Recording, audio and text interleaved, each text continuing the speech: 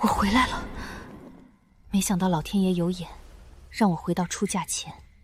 上一世我拼命换回花轿，最后输得彻底。这一世，这侯门主母谁爱当谁当。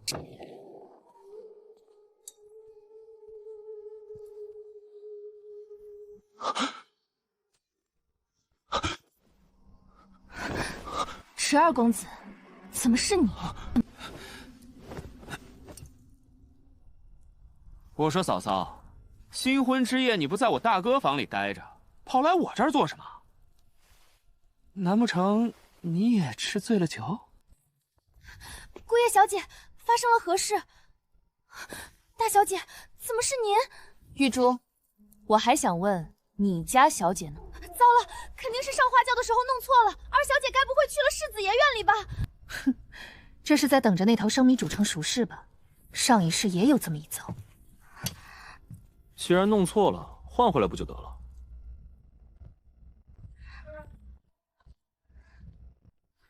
大小姐，老夫人的院子，你带路。我没听错吧？求老夫人替我做主。岂有此理！这简直荒唐！多大点事儿，闹得人仰马翻。闭嘴！嘴！唐宁，你放心，这事儿必不会这么算了，我一定会让景玉给你一个交代。禀老夫人，奴才去的时候，世子爷院里已经歇下了。什么？孽障！让他们赶紧滚过来！张姐，你还有脸叫我长姐？沈唐宁，你疯了！有什么你冲我来，干熹微什么事？世子，一切皆因我而起，张姐怨我也是该的。只不过是个意外，他有什么资格怨你？世子，姐姐，你怎么能打世子？世子，这一巴掌后，我们便两不相欠。今日之事，还请侯爷老夫人给我沈家个说法。唐宁，母亲知道你委屈，这事儿搁谁身上都不好受。可木已成舟，咱们只能尽量想法子弥补，不是？你是母亲认定的儿媳妇，谁都改变不了。至于熹微嘛，只能委屈她做个妾了。侯夫人说笑了，我沈家家风清正，也并非那等卖女求荣的破落户，断没有二女共侍一夫的道理。你这孩子怎的这般倔？我既嫁了过来，也无颜再回沈家。池二公子人不错，我看不如将错就错。啊什么啊！臭小子，还不快叫夫人！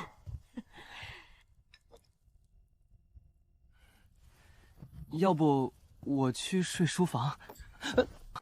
你可知道，我本该是人人羡慕的世子夫人，嫁了你这么个不学无术的纨绔，这辈子都完了。你方才在祖母院里还说我人不错，这话你自己信吗？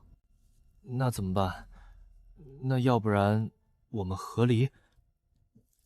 那不如我现在就此勒死你，再找根绳子吊死好了。别冲动嘛，那你想怎么办？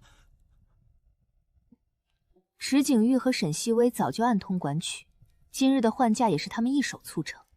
横竖我是咽不下这口气，你咽得下？那能怎么办？人不愿嫁给我，我还能逼着她嫁。我大哥又是世子，我拿什么和他争？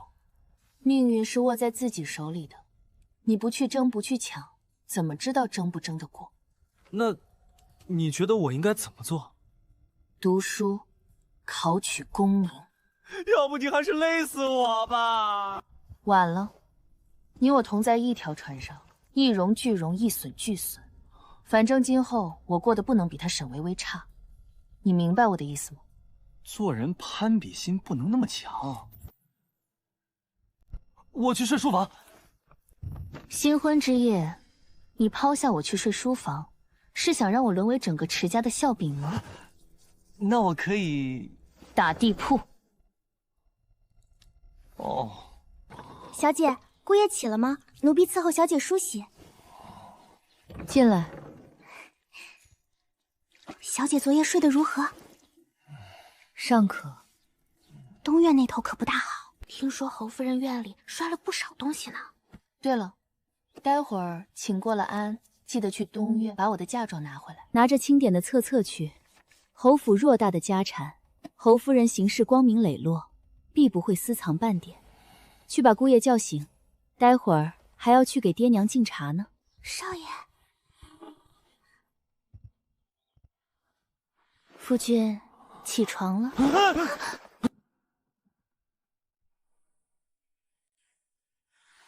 起来吧，给爹娘请安。祖母、父亲、母亲，你还认我这个母亲呢？行了，别误了时辰，明辉还要当值呢。母亲，请喝茶。我丑话说在前头，你的身份是不够格做我侯府未来主母的，这点你也承认吧？好孩子，你安分守己，将来世子夫人入府，景玉必不会亏待了你。妾身知道了，夫人。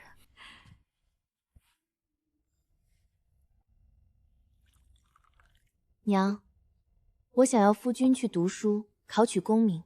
什么？让他读书？难不成娘打算让夫君一辈子碌碌无为，混吃等死？可是唐宁，想必你在嫁过来之前也有所耳闻，阿燕她就不是读书的那块料。唐宁，阿燕这孩子虽然没出息，混了点儿，但人不坏，心地也善良。娘跟你保证，你嫁过来，无论是前宅还是后院，都是你说了算。她敢纳妾，我打断她的腿。娘，我并非是嫌弃夫君没出息，只是你和爹有没有想过，现如今你们尚有余力能够庇护他，可将来呢？他总要学着撑起门檐，是也不是？更何况你们怎么就笃定夫君他做不到呢？我记得夫君12岁就中了秀才，曾被国子监的陈月主夸赞过天资聪明。那都是多少年以前的事了。这证明夫君是有天赋的，从前也许是方法出了问题，亦或是别的原因，为什么不再试试呢？娘也听过大器晚成，我相信夫君是璞玉，娘觉得呢？娘听你的，你说该怎么做？小姐，您看看谁来了？奴婢来迟，小姐受委屈了。嬷嬷来了就好。二小姐她怎么敢？迟家怎么敢？您才是沈家正儿八经的嫡小姐。夫人听闻这事大为震怒，二话不说就要来迟家兴师问罪，老爷给拦了下来。夫人只能托奴婢带话，问您想怎么着？嬷嬷，你说，沈熹微一个庶女，哪儿来的那么大胆子，敢在大婚之夜瞒天过悔，还进行得如此顺利？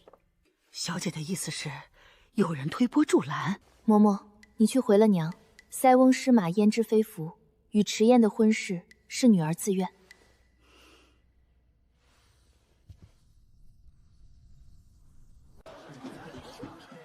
大爷的！迟燕那个狗东西在哪儿打听到了吗？小爷我要弄死他！回少公子，打听到了，迟燕那小子现在正在四宝斋呢。备马，看小爷我不把他打得满地找牙！小公子性子冲动，必是要去替他长姐出气，可他向来下手没个情重，这要是把姑爷打出好歹，那可怎么是好？姨娘放心，奴婢这就去办，定不会让姨娘忧心。姨娘思虑周全，不如派个小厮去宫门口守着，给老爷递个话。也只能如此。去京兆府也透个风，老爷没来之前好歹拦着些，可别真闹出人命。姨娘果然心善。师兄，往日没看出来，你小子竟是有大造化的。怎么样，娶了个天仙回家，昨晚没少偷着乐吧？我说乌鸦，你能别哪壶不开提哪壶吗？看他还不乐意了。人沈大小姐才貌双全，出身高贵，你还有哪里不满意的？去，不说这个，比赛马上开始了。翠翠，咱们能不能一雪前耻，就靠你了。翠翠，加油啊，干他，回去给你加餐。迟燕，你给我滚出来！小姐，不好了，夫人传来消息，小公子带人烟气势汹汹去找姑爷了，看样子怕是要打起来。人在哪儿？立刻备马。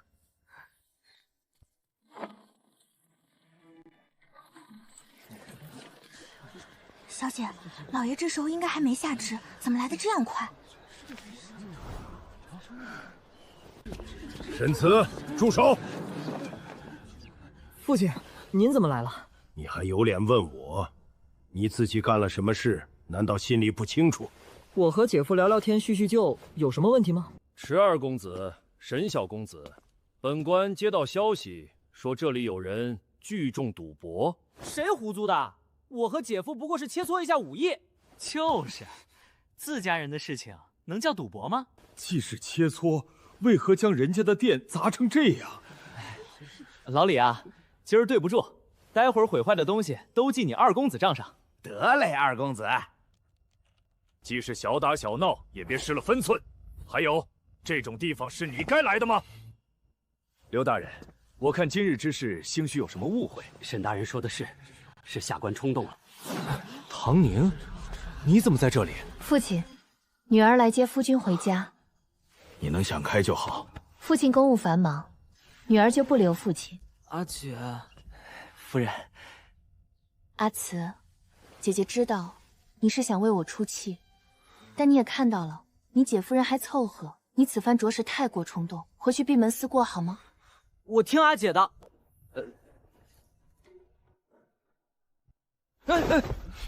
我也回去闭门思过。阿姐，你要是过得不开心，一定要告诉我。好。你这弟弟下手忒重，不分青红皂白，上来就将我揍一顿。你瞧瞧，这得吃多少肉才能养回来？阿慈冲动易怒，听风就是雨，难免有失分寸。我替他向夫君赔礼道歉。不过今日夫君也有做的不对的地方。新婚第一日你就抛下我跑去玩乐，昨夜答应我的，我好像……你可是都忘了？你没答应你。你别哭啊！那夫君答应了？答应了吧？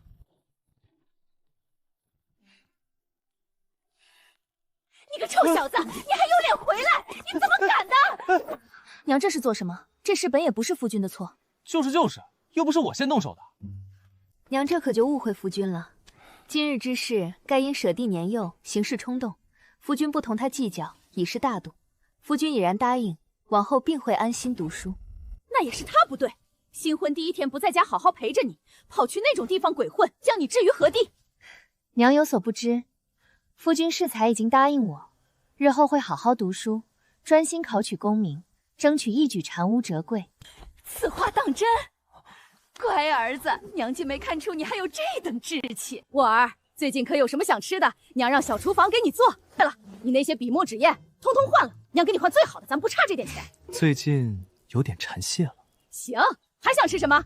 小姐，嫁妆已经尽数抬了回来，一个没落。您都不知道，奴婢拿着册子一一核对的时候，侯夫人脸都绿了。嬷嬷办事，我自来是放心的，都归拢到库房里吧。后日归宁。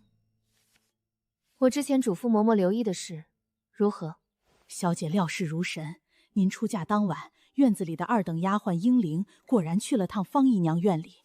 平日里讨乖卖巧，没成想竟是个吃里扒外的家伙。若不是小姐事先叮嘱过，奴婢定要将那贱仆扭送到夫人那里发卖了去。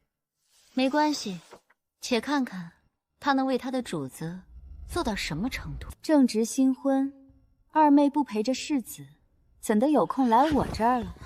张姐，我是来向赔礼道歉的。我只想你心里怨我夺了你的婚事，可我也是没法子。张姐，是父亲逼我的。二妹妹，饭可以乱吃，话可不能乱说。我也是父亲的女儿，父亲向来疼我，岂会这般待我？更何况我还是嫡女，他将你我换亲，除了惹人笑话，得罪池家，能得什么好处？张姐，我知道你不愿相信，可事到如今，我也自食其果，落得这般境地，难道还会骗你不成？你仔细想想，若没有父亲准许，我岂敢在大婚之日瞒天过海，还进行得这样顺利？雪清，将二小姐扶起来。二妹妹，你说此事是父亲为之，那你倒是说说，他为何要这样做？我也是从姨娘那里偷听来的，他在朝中地位水涨用不满，有心敲打。如若沈家与侯夫成功联姻，恐怕会越发引得陛下忌惮。小姐，二张姐，你没事吧？多谢你提醒我，否则我怕是要一辈子蒙在鼓里。我也是心中有愧，不忍看姐姐被欺瞒至此，沉浸在父亲虚假的关爱中。你不是和世子情意相投吗？求他可比求我管用。长姐向来聪慧，也知道只要有侯夫人在，她便永远不会让世子将我抬正。你是庶女，这是你一辈子的名分。那是你的身份问题。侯夫人但凡脑子没坏，长姐何必挖苦我？你我姐妹互为妯娌，相互照应，不比将来你寄人篱下，看世子夫人脸色过蛇强。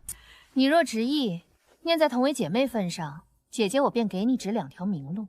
这一嘛，你目前最大的阻力是侯夫人，人吃五谷杂粮，难免身体有个毛病。若是侯夫人一病不起，自是没那个闲心再来操心世子的婚事。那第2条呢？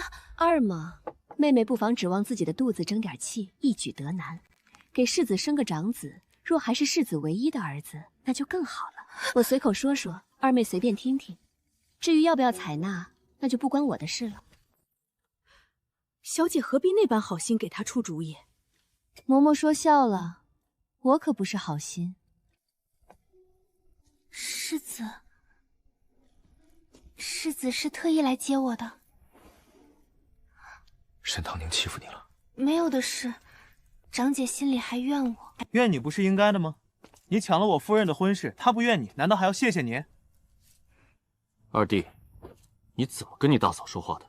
大哥记错了吧？我记得侯夫人可没承认咱府里有世子夫人，我哪来的大嫂？那你也不该用这样的语气和熹微说话。大哥，你是知道的，我向来不会说话。再说了，我夫人被人背后编排，我还不能替她讨回公道了。我这人护短得起，往后这种没根没据的话，可别再让我听到了。你成了亲，也该收敛一些心思，不要成日无所事事。斗蛐蛐怎么了？这里头学问也大着呢，让大哥你去还不一定能赢呢。姑爷回来啦！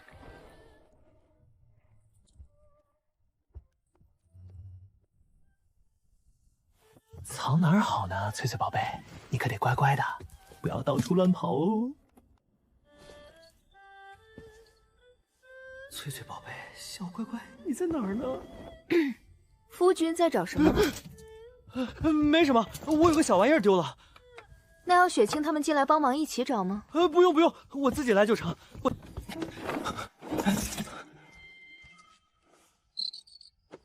哪来的虫子？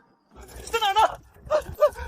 现在没了。我的翠翠，你死得好惨啊！翠翠，小姐姑爷怎么了？雀雀，夫人不是故意的，你千万不要怪她啊。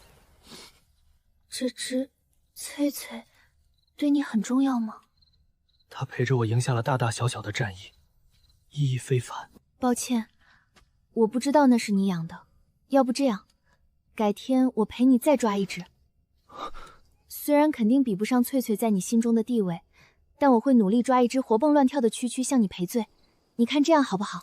见了你岳父，态度恭敬些，脸皮厚一点，给你冷脸你也忍着。正所谓伸手不打笑脸人，他再气不过，这样的日子总不好意思将你打出去。娘，在你眼里儿子当真就这么不堪吗？你想听娘说实话吗？算了，倒也不是很想听。夫君，来了来了，娘，你说的我都记着呢，快别啰嗦了，快回去吧啊！你说亲家不会真将他打出来吧？沈大人是体面人，应该不会。夫君怎的这副表情？可是娘同你说了什么？夫人，你爹他打人吗？真打呀！夫君大可放心，好脸面，不会众目睽睽下让你难堪的。我就说嘛，岳父大人好歹是2品尚书，断不会同我一般见识。素闻沈大小姐才貌双全，没想到阴差阳造，竟嫁了个不学无术的纨绔。可不是嘛，一步之差与世子夫人为之位失之交旗，叫叔妹捡了个便宜。我要是沈大小姐，不得成日以泪洗面？呸呸呸！小姐才没成日以泪洗面呢！一个世子夫人的位子，搞得谁稀罕似的。这些人吃饱了撑的怎么着？整日盯着人家后院的鸡毛蒜皮不放。你也知道他们是闲的，且稳重些，别让人看了小姐笑话。厨房那边可叮嘱过了，阿宁爱吃的那几道菜工序繁杂，食材须得提前备上。夫人放心，早就吩咐下去了。姑爷的口味暂且不知，且都备上一些。还有你，待会儿姑爷来了，你给我老实些。娘，你管他做什么？爱吃不吃，惯着他。住口！他是你姐夫，我不管你对他有什么意见，待会儿见了面给我老实点。见过老爷。你是唐宁院里的？回老爷，奴婢是伺候大小姐的。你手里拿的什么东西？老爷，是小姐的一些东西，没什么用处，小姐让奴婢帮忙处理掉。拿给我瞧。老爷，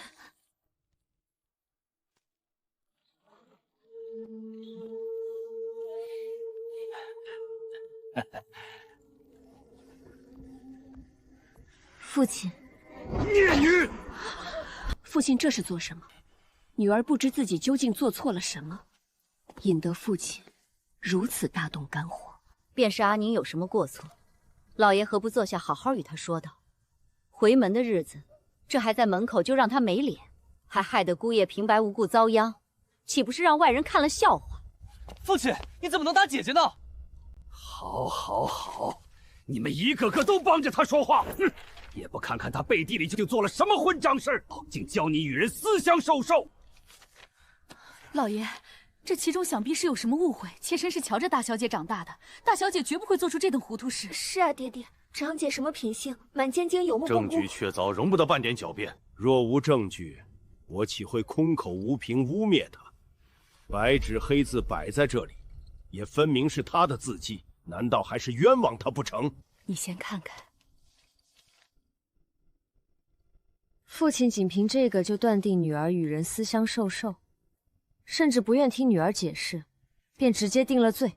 岳父大人这话说的，就算是罪犯，尚且还有辩白的机会呢。您是唐宁的父亲，都不愿意听他解释。好，你说这封信不是你写的，可有证据？父亲且看，女儿平日用的纸都是诚心堂纸。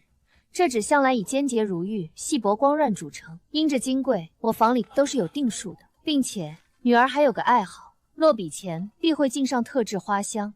而这一支纸虽是诚心堂纸，却无半点香味。许是放置时间久远，香味散了，也是有可能吧？哪里的话，二妹妹思虑周全，我应当感激你才是。若如二妹妹所说，放置时间久，为何这纸上的墨痕，瞧着竟还是新的？世子博学多才，墨痕新旧，应当能够辨认吧？还请世子帮忙分辨，还我一个清白。新墨色灰而不黑，不比陈墨质地硬。这墨痕的确是新的，且不超过1个月。即便如此，你也不能完全洗清嫌疑。墨痕是新的，可以是近日写的，纸上无香，也极有可能是你没来得及。到了这个份上，父亲还是不信姐姐。您心里既已给他定了罪，那还多说什么？混账！为父这是实事求是，如若不彻底洗清你姐姐的嫌疑，这事传了出去，毁的是他自己的名声，还有我整个沈家的脸面。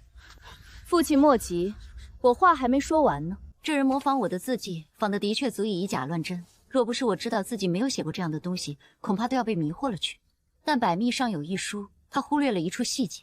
什么细节？夫君有所不知，我幼时学字贪玩。总也分不清准和怀字，老是把怀写成准，后来能分清了，这个习惯也改不过来。母亲还曾笑话我。是有这么回事，太子殿下还借此打笑你，怎么不叫他阿准表哥？夫君且瞧瞧。这倒是有意思，这人怕是不知我夫人独特的小癖好，模仿也学不像。岳父大人，这下可满意了？既如此，唐宁，是为父误会了你。父亲不必向女儿道歉，您打的人不是我。长姐，父亲已经知道错了，想来姐夫也不会同父亲计较。二妹妹倒是大度，挨了打的是我夫君，你一句不计较便轻飘飘接过了，想来是巴掌没落到自己身上，世子不知道疼。世子有所不知，我父亲一向是赏罚分明，公正不焉，知晓自己做错事时，他怕是要愧疚的晚上睡不好觉。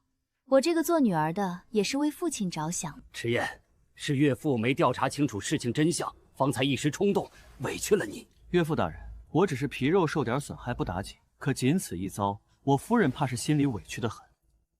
去看看，嬷嬷怎么去了那么久？小姐，奴婢来了。小蹄子，见了老爷夫人还不跪下？秦嬷嬷，这是怎么回事？嬷嬷，你来说。奴婢亲眼看到这丫头鬼鬼祟祟出入小姐的房间，奴婢觉得她形迹可疑，怕她手脚不干净拿了什么东西，便偷偷跟了上去，眼睁睁瞧着这小蹄子竟去了寒作院。方姨娘，这是怎么回事？我女儿院子里的丫鬟何时与你这般叔叔了？老爷夫人，妾身冤枉啊！父亲，父亲，母亲，姨娘她不可能做出这种事。岳父，我相信熹微的姨娘不会做出这种事。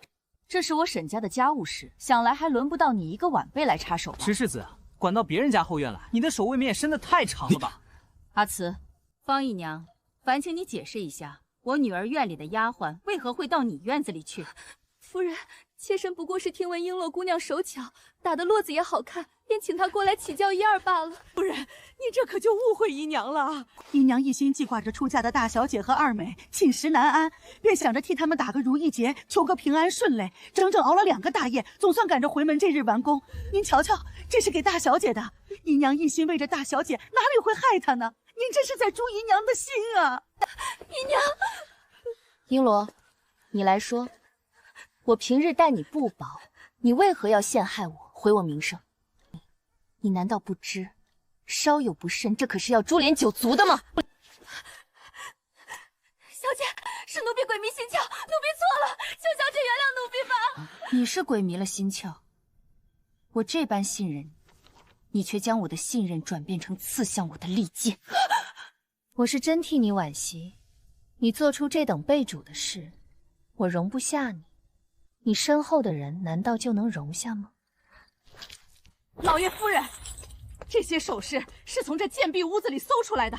她一个2等丫鬟，便是咱1年也买不起这样名贵的首饰。这只红宝石雕凤头钗，我怎么瞧方姨娘簪过？这不是我前几日丢的吗？怎么会出现在这儿？璎珞姑娘，我没想到你竟是这样手脚不干净的人。方姨娘，你被主又偷窃，这样的丫鬟，我沈家是再容不得你，直接发卖了吧。小姐，求您救救我，奴婢知错知错了，奴婢再也不敢了。你我主仆情谊已尽，你求错人了。让2位贤婿看了笑话。哪里的话，托岳父大人的福，不然我哪能看到这样的热闹？还跪在这里哭哭啼啼做什么？大好的日子，别让人看了笑话。夫人，宴席，我与阿宁和他夫婿有些话要说，过会儿功夫才开席。老爷和世子自便。小婿有些问题想向岳父大人请教。咱们去书房聊。我已成功嫁了世子，娘还多此一举做什么？方才差点就被那小贱人拖下水，你让世子怎么想我？我这是为了谁？还不是为了让你在世子心中的地位稳固些。换亲虽然成了，可谁知道世子心中会不会还惦记着沈唐宁？绝无可能，世子他心中只有我。今日之事，我也是着了道。娘，这话是什么意思？是我小瞧了咱们这位大小姐，没想到她竟给我挖了个坑。那封信本就是她写。娘的意思是，她故意引我们上当，提前设下局。也不知道璎珞那贱妇什么时候不慎露了马脚，这才让她察觉将计就计。罢了，这次算她棋高一招。不过她不会次次都这么好运的。好孩子，脸还疼吗？岳母大人多虑了，我皮粗肉厚，没少挨过我爹娘打。那不一样，阿宁这孩子是我捧在心里长大的，自小娇生惯养。本来担忧她嫁了人会受委屈，不过有你护着她，我也算放心。阿慈，带你姐夫出去转转，认认路。我带他？你是主人家，这又是你姐夫，不应该吗？应该。辛苦小舅子了。阿宁，苦了你。这是好事。娘今天也瞧见了，池景玉那人并不值得女儿托付终身。方氏母女，以往是我小瞧了他们。他们之所以这么大胆，无非是有所倚仗。娘觉得呢？你父亲，我算是看明白了。这么多年，他偏宠方氏，我可以容忍，因为我不在乎。可他万不该将你也算计进去。阿宁，你放心，这份委屈，娘不会叫你白受。嫁与迟燕是我自愿，娘不必太为我担心。这几日女儿观其信性，虽顽劣却纯善。娘今日瞧着，也觉得她不如外界传闻那般不堪。左右是关起门来自己过日子，你心中有数就行。母亲放心，她虽顽劣，本性却纯善。女儿既已嫁她，放心，娘不会让你受委屈的。璎珞呢？方才来了牙婆，已经把人带走了。这丫头吃里扒外，只是发卖倒是便宜了她。劳烦嬷嬷替我留意她的去处，派人盯着。奴婢知晓了。迟燕呢？不关我的事啊，她自己说要去石油侧，我总不可能跟着她吧？不会是迷路了吧？姐夫该不会是抛下长姐自己先回了吧？去找找。我这才离开一会儿，就有人急着替我做主了。我要是再来晚点儿，还不知道要被二妹编排成什么样。娘还以为你迷路了呢。贵府是有些大，看的人眼睛都花了。我绕了好半天呢。哎呀，没把你赶出来吧？你们是夫妻，他是你夫君，护着你是应该的。不就是一巴掌，你不必有心理负担。放心，我没忘记答应了要陪你再捉一只蛐蛐。不就是一只蛐蛐，多大点事儿？你不说我都忘了，不用麻烦了。这等小事，吩咐下人去做就好了，何须劳动小姐亲自动手？少夫人，夫君看书呢。劳技结合，我懂的。这是我让人搜罗来的秋鬼可能会用到的书，夫君瞧瞧，这些可够？这会不会太多了点儿？多吗？还好吧，距离秋闱还有5个月，夫君1个月看2本，差不多能看完。就这些，我还是看在夫君基础不错的份上，挑挑拣选选的。基础不错。夫君12岁就中了秀才，可不是基础不错吗？你知道我今年多大了吗？20。整整隔了8年，这谁还记得？忘了就再捡起来。从今日起，我陪着你一起读书。你陪着我一起，什么意思啊？这是做什么？同吃同住，陪着夫君同甘共苦啊！你管这叫同甘共苦？我甘，你苦。娘。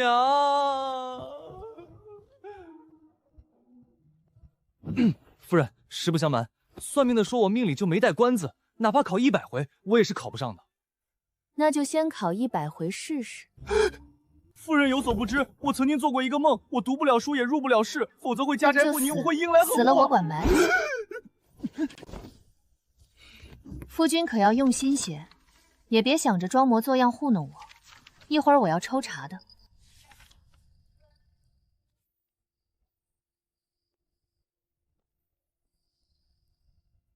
夫君这2日表现不错，今日我要出门，便不盯着夫君，还望夫君在家中自觉勤勉。夫人放心，你尽管出去，家中一切有我，必不会让你担心。有夫君这话，我便放心了。那我便先行一步。夫人路上小心，务必要玩得尽兴。夫人当真觉得姑爷一个人在家会用心读书？当然不会，说不定我前脚出门，他后脚便溜出来了。不过不打紧，一口吃不成胖子。贼溜溜。八两如何？公子，奴才亲眼看见少夫人上了马车，看得真真的。哈哈，自由了，自由了！公子，您真打算偷溜出府啊？会不会说话？什么叫偷溜？我这是光明正大，好吗？放心，我肯定赶在他之前回来啊，不会让他发现的。你记得帮我打掩护，我妈要是来了，就说我一心读书，谁也不想见。公子，公子，您可要早点回来啊！嘘，小声点，你想把整个府里的人都叫过来吗？公子，没摔着吧？你也别怨我折腾。往后世子夫人进府，需要你伺候的地方还多着呢。我也是让你提前适应一番。夫人教训的是，我妾是受教了。夫人，西院那位烂泥果然翻墙跑出去了呢，用上墙。可笑二房那位还一心做着他儿子能考个状元回来的美梦。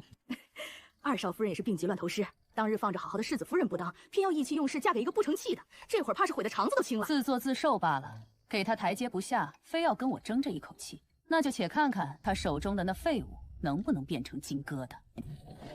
娘娘，这里。成了亲后，要见你一面可真不容易。谁说不是吗？娘娘，你近来过得如何？尚可。都是自家姐妹，咱们也没必要拐弯过角。那池二公子是什么样的人，燕京无人不知。娘娘，你果真不伤心吗？嫁能不然能怎样？日子总是要过下去的。我不振作起来，难不成非得寻死觅活？就是不提那阿杂东西。你能这么想也好。要我说，池二公子虽然不成器了点，但也没年华惹草三木四，就这一点，比那池景玉不知强到哪儿去。可不是吗？人家情投意合，我家在中间倒成了恶人，何不干脆识趣点？算了，不提这些晦气玩意儿。咱们今日出来是寻高兴的。我知道城南最近新开了一家铺子，有许多稀奇古怪的东西，据说从南阳那边来的，咱们去看看。都说了，本公子才不是为了什么娉婷姑娘，我就是单纯好奇那昆山玉究竟是什么模样。小姐，好像是姑爷。嘘，宁宁，你夫君来寻你了。寻的怕不是我。娉婷姑娘是谁？娉婷姑娘是春风楼的头牌。宁宁，许是那些人信口胡言罢了，当不得真的。把你们这儿的镇店之宝昆山玉呈上来，我瞧瞧。池二公子，你也知道昆山玉是镇店之宝，轻易不给人瞧的。什么意思？是觉得你二公子买不起？池二公子，人家掌柜可卖你这个面子，你池二公子的名号也有行不通的时候。我的名字不管用，你萧碧的名字就管用了。你掌柜的，你尽管开个价，无论多少银子，本公子都出得起。二公子，这青山玉已经被人定下了，实在不是小人。你怕不是故意敷衍我？那人出了多少钱？我出双倍的价钱。为美人不惜一掷千金，池二公子好大的手笔。宁宁，你莫要气坏了身子。就是为这种人可不值当。池二，你可是出息了，为别的女人豪掷千金，还被自家夫人抓了个正着，也算是头一个了。嫂夫人，你别听他们胡说八道，这就是个误会。你来说。夫人，我错了，我再也不敢了。哦，夫君错在哪儿了？我不该趁你出门偷偷翻墙出来玩的。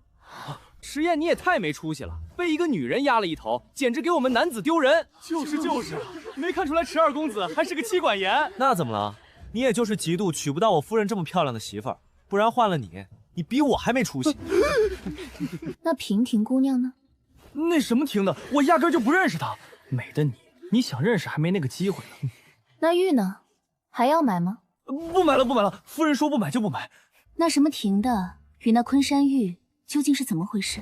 不买了，我就是好奇那玉究竟长什么样。夫人不乐意，咱就不买了。既然如此，夫君玩也玩了，这便随我回温习功课吧。西顾客，池二公子是打算考个状元呢？关你屁事！你既然这么闲，不如去城西桐花巷第2个岔路口给那只黑色的母猫接个生。我夫君性子急，言行无状，多有得罪的地方，还请掌柜见谅。夫人客气了。早就听闻沈大小姐温柔识大体，今日一见果然不假。让你们看笑话了。怎么个意思？我长得很像笑话吗？没事的，宁宁，咱们下次再出来玩。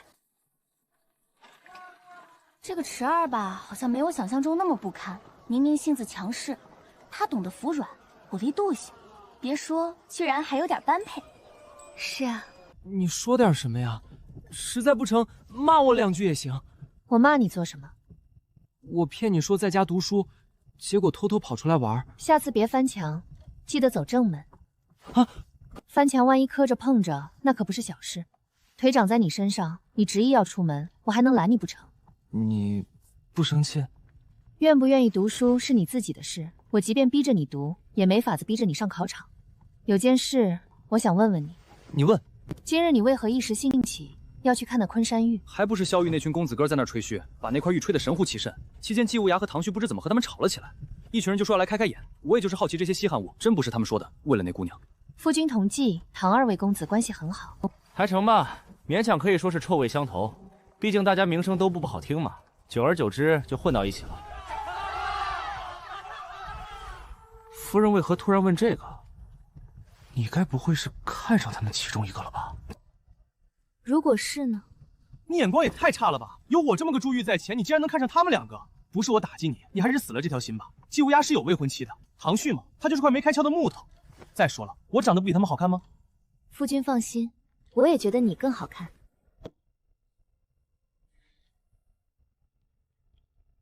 唐宁啊，这个家多亏有了你，不然还不知是什么光景呢。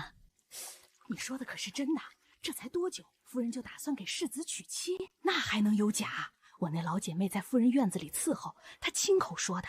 你想想看，自打世子纳了沈姨娘，就跟变了个人似的，夫人能不着急吗？这倒也是，若世子夫人进了门，分走了世子的宠爱，沈姨娘往后的日子可就难过了。听说你那侄媳妇怀上了，恭喜恭喜啊！可不容易吧？这都3、4年没动静了。可不是嘛，多亏了之前那老道士给的偏方，这一胎极有可能是个儿子呢。什么偏方这么管用？我也给我那儿媳试试。好大的胆子，竟敢在主子背后嚼舌根！此事若叫侯夫人知晓，有你们好果子吃的！沈姨娘饶命，奴婢们再也不敢了。两位嬷嬷莫急，此事我可以不与你们计较。不过，我想知道那个偏方是什么。小姐，成了。尾巴处理干净了。小姐大可放心，我已给了那嬷嬷一大笔银子，过几日她便要回老家照顾她的小孙子了。辛苦嬷嬷。你妹妹本就不易，为母则刚，她为腹中民儿做打算也情有可原。夫君是答应了。二弟去得早，作为兄长，能帮衬的自然应当帮衬，只是记在你名下，将来我们有了孩子，该是他的还是他的。母亲不会答应的。母亲那边我去求援。是侯夫人。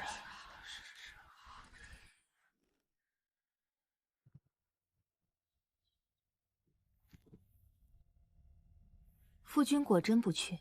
你也知道我粗人一个，这种文雅的事就不适合我。好吧，那夫君好生在家温书。长姐，你也要去云安公主的赏花宴吗？不如坐我们的马车吧。不用了，我坐自己的马车就好。我也是一番好意，长姐她的马车那么小，坐着肯定不舒服。你好心人家未必领情，不必管他。二小姐也不知安的什么心，抢了小姐您的夫婿还不够，还要小姐看着他们眉来耳去吗？翻来覆去，他也就这点手段了。二少夫人莫要动气，上不了台面，终究是上不得台面。就是什么？多谢诸位。娘娘，知晓你会来，我方才还在外面找呢，看到了池家的马车，才知道你肯定已经进来。你的庶妹怎么也来了？巡视公主殿下爱热闹呢。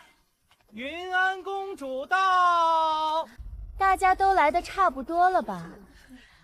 哟，沈大小姐也来了，本公主还以为你不会来呢。殿下说笑了，您亲自递的帖子，唐宁焉有不应的道理？本公主这也是好心，念着你在家无聊，和池二公子又没共同话题。多谢殿下关心。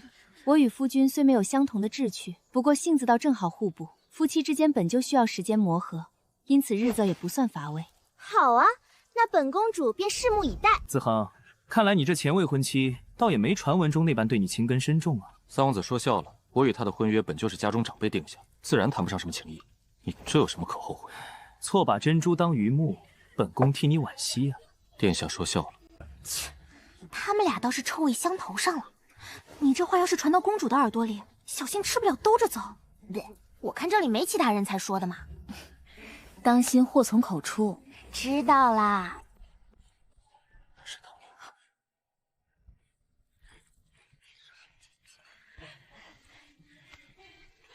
小姐不必着急，出来这会儿功夫不碍事的。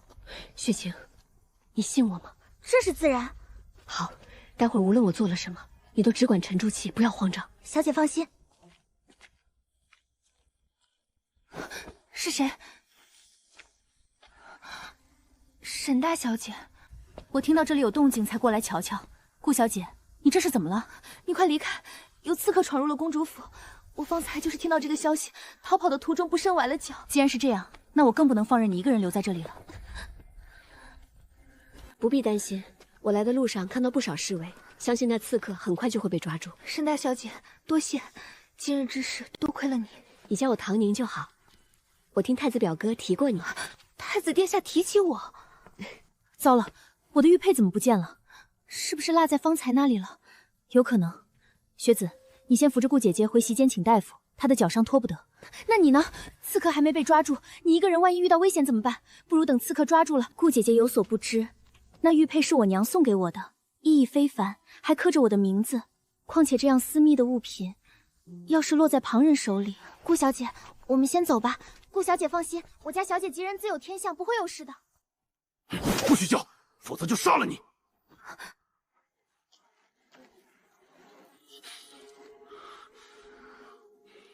我不会大喊大叫的，你仔细别伤了我。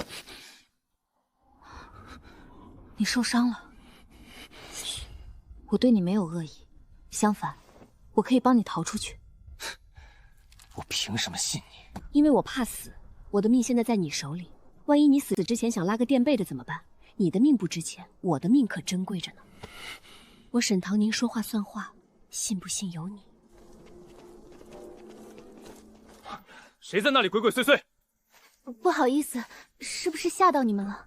沈大小姐，你怎么会在这儿？我衣裙不慎弄脏了，本想找茶水室换一下，结果公主府太大，不小心迷了路。方才听到动静，还以为有外男过来，便想着避一避。沈大小姐，府中进了贼人，正在排查。多谢小哥提醒，不知能否请位侍女给我带个路？您在此处稍作等候，我稍后便让侍女过来为您带路。多谢小哥了。沈大小姐客气。这样够有诚意了吧？现在公主府到处都是抓捕我的侍卫，戒备森严，你怎么带我逃出去？我可没说要亲自带你逃出去。你想出尔反尔，我现在就可以杀了你。我一开始就说的可以帮你。公主府有一处地方较为偏僻，那里不会有人把守，我可以告诉你在哪儿。但你能不能逃出去，就要看你自己的本事。我没有义务送佛送到西。殿下，搜查的如何？回殿下，还没有找到。对方费尽心机潜入公主府，必有所图。可本宫不知，一个公主府究竟有什么能够让他图谋的。继续找，人肯定还在这府中。你方才准备去哪儿？沈唐宁，这里离后花园有段距离。他孤身一个人，也没个侍女身边，跑到这么偏僻的地方做什么？去瞧瞧。沈大小姐，侍女给您带来了。见过三皇子殿下。殿下怎么在这儿？听下人说沈大小姐孤身一人迷了路，本宫便想着顺路过来看看。倒是让殿下看了笑话。不碍事，沈大小姐不知我与子航关系不错，你是她的弟妹，本宫照拂一二也是应该。殿下，您这是？本宫瞧着这里风景很是不错。这里怎么还有人？怎么是你？三皇子见到我很惊讶。池二公子怎么在这儿？你不是没来吗？这不是不放心我夫人一个人吗？三皇子，你离我夫人太近了。倒是本宫失礼，殿下知道就好。本宫还有事在身，就先失陪了。沈大小姐，这位侍女会带您去更换衣物。有劳。你不解释解释？你想听什么？你和那刺客认识？素不相识。那你为什么帮他？人在屋檐下，不得不低头。我若是不帮他，他恐怕会杀我泄愤。回去吧，你那丫头怕是要急哭了。夫君觉得三皇子此人如何？虚伪之极，两面三刀。我就随口一说，这话要是三皇子知道了，我非得吃不了兜着走。那夫君觉得，三皇子与太子，谁更有机会竞争那个位置？妄议天价，你不要命了？我也是随口一问罢了。乾坤未定，鹿死谁手尚未可知。夫君莫要嫌我苛刻，如今已是4月，距秋闱不到5个月，实在松懈不得。这是……我看夫君的荷包有些旧了，做了个新的送给你。送给我的？这多不好意思。时候不早，今日不如就到这里，夫君去歇着吧。歇什么歇？我感觉我还能看一会儿，你先安置吧。夫君近来如此勤勉，可莫要熬坏了身子啊。我自己的身体我心里有数，熬这么会儿哪里就垮掉了。再者你也说，距离秋闱越来越近，正是应当刻苦用功的时候。没想到夫君竟有如此觉悟，那妾身就不打扰夫君用功了。小姐这招效果委实不错，姑爷都知道主动用功读书了。吩咐小厨房做碗燕窝给公子送过来，长夜漫漫，可别饿着夫君。小姐放心，奴婢省得。怎么了？是哪里不舒服？只是有些头晕，世子别担心。既是身子弱，那便好好待在院子里，少出来走动，省得磕了碰了还要赖在别人头上。母亲，熹微自幼体弱，许是真有不适，您何必太过苛刻？我苛刻？我看你是猪油蒙了心。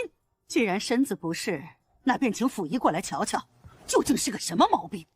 妾身听侯夫人的。张大夫，你可要仔细瞧瞧。回侯夫人，世子脉如走珠，往来流利，这是有喜了。这个孩子留不得。夫人，妾知道您不喜欢我，可孩子是无辜的。熹微，你这是做什么？一人做事一人当，母亲要罚就罚儿子吧，不要为难熹微和她腹中的孩子。蠢货！你可这个孽种要是生了下来，外头的人知道了会怎么看？旁人的言论有那么重要吗？儿子只知道大丈夫抚养天地，无愧于心。是啊，大嫂，毕竟孩子是无辜的，那可是活生生一条命啊。好了，你早不做打算，如今木已成舟，还闹什么？母亲，孩子留下来，至于其他的事，以后再说。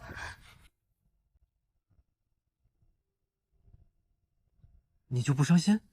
这是喜事，伤心做什么？我上个月才支了一笔银子，这还不到1个月就花完了。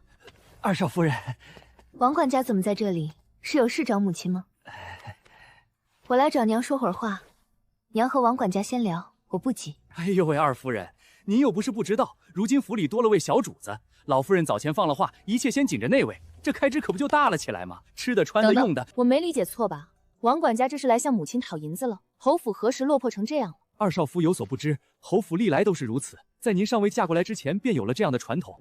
历来如此，就是对的吗？这是二夫人自己的意思。那王管家以后不必来了。从今天开始，我们二房不会再补贴宫中。若是老夫人有需要，那么二房孝敬一二也是理所应当。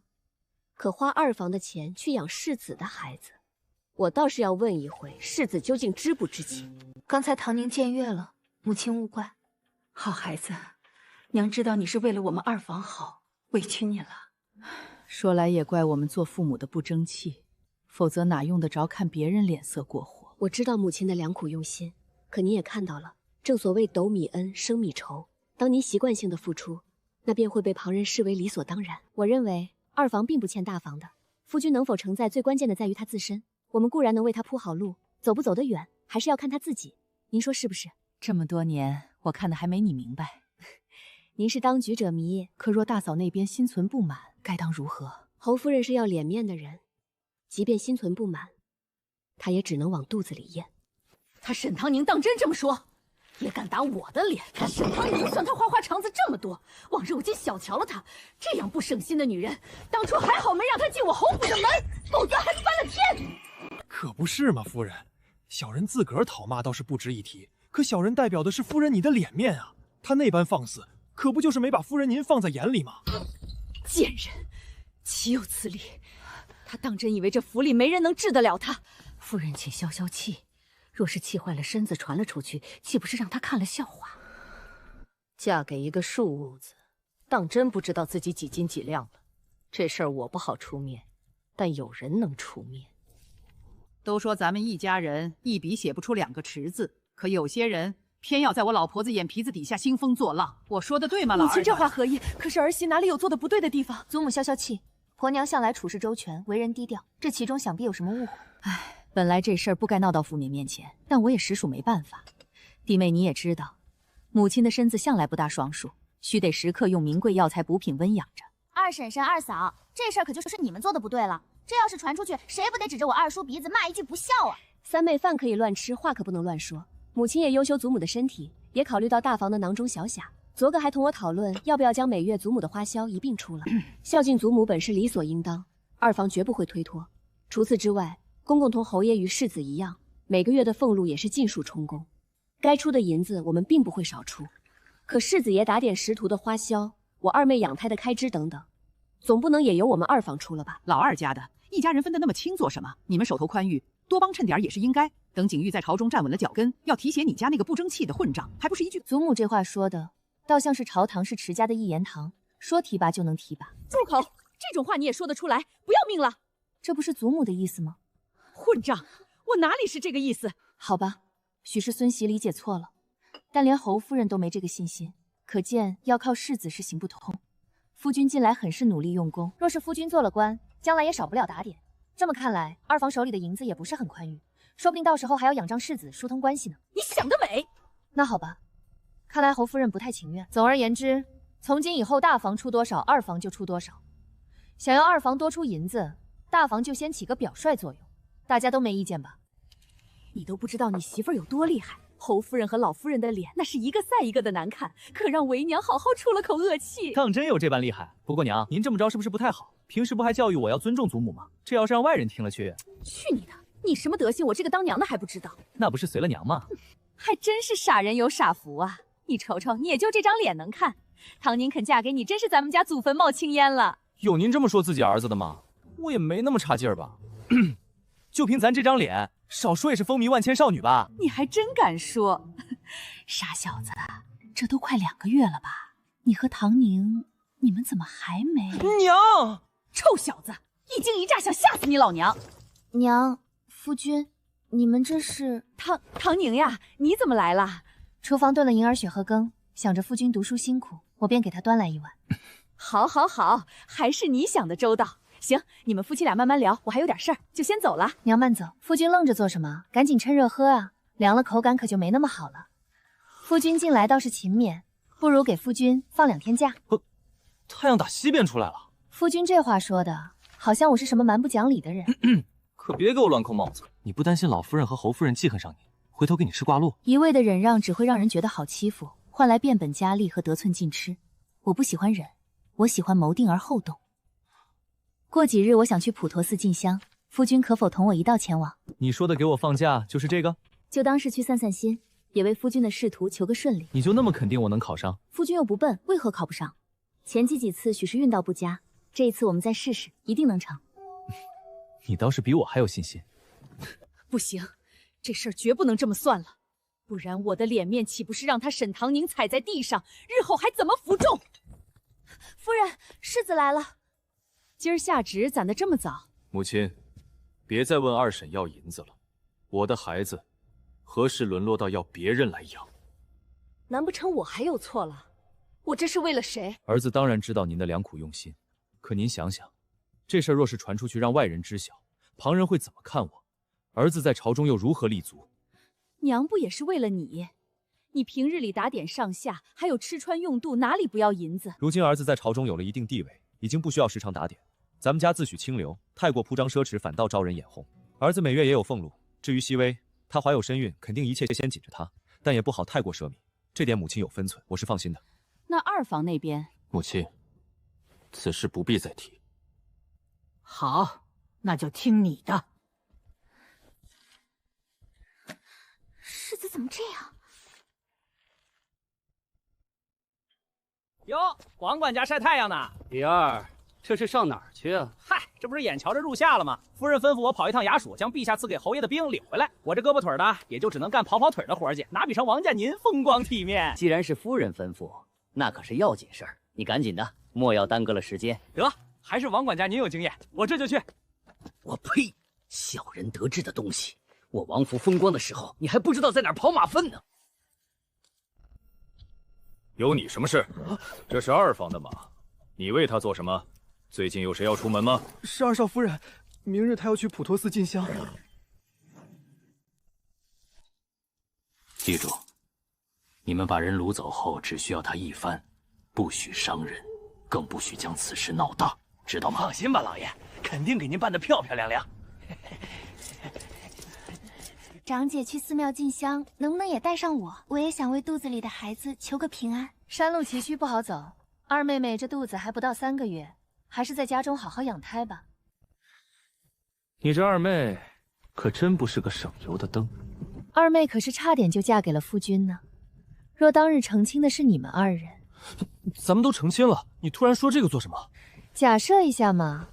夫君不必紧张，我不是蛮不讲理的人。若我当真娶了她，自然会给她应该有的尊重，但除此之外，好像也给不了其他了。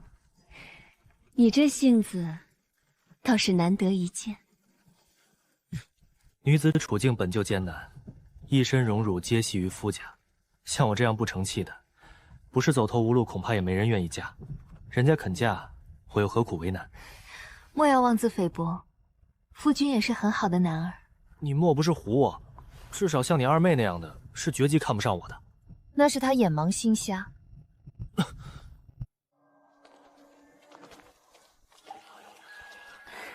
多谢夫君。这上个香还真不容易，夫人信这个？我相信事在为为。阿弥陀佛，两位施主上香还是供灯？上香，有劳小师傅引路。女施主客气了，请跟我来吧。这是姻缘树，此树为许愿树，不止姻缘，求其他也可以，很灵的。施主要不要试试？还是算了。劳烦为我取一个吧。稍等，你不是不信吗？佛祖座下不可妄言，心诚则灵。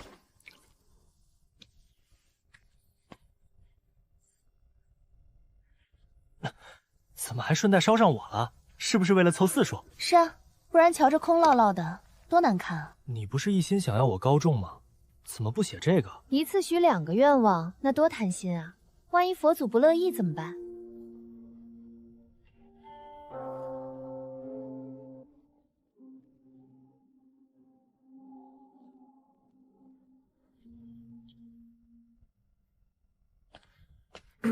给我也拿一根吧。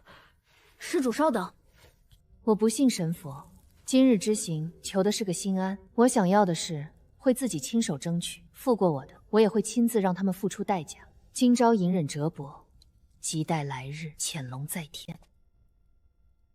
殿下走神了。空寂大师棋高一张，本宫自愧不如。还不是方才外头那位大放厥词，佛门净地口出狂言，殿下为何阻止奴婢出声呵斥？本宫倒是觉得那女子很是大胆，颇有意思。你去查查是哪家的贵女。本宫久居佛门，倒是不知燕京何时出了这样一个人物。今日的棋就下到这里，改日再找大师探讨。恭送殿下。沈唐宁原来是谢灵华的侄女，不过这姨侄俩的性子倒是南辕北辙呢。三皇子近来走动频繁，是如何打算的？就说近来本宫身体抱恙，让他不必来拜访了，隔3差5来一趟，真把本宫这里当他自个儿家了。想什么呢？这么认真？没什么，等急了吧？这有什么？现在是回去了还是怎样？女施主留步，我家主子想请您一步一叙。不知你家主子是何人？妖人续话却不自报形成身份，我家夫人就这么随随便便跟你走了？若是有个什么闪失，我找谁哭去？这位郎君请放心，我家主子是女子，断不会将你夫人给拐跑的。我家主子姓燕，是草民失敬了，号佳宁。姑姑请带路吧。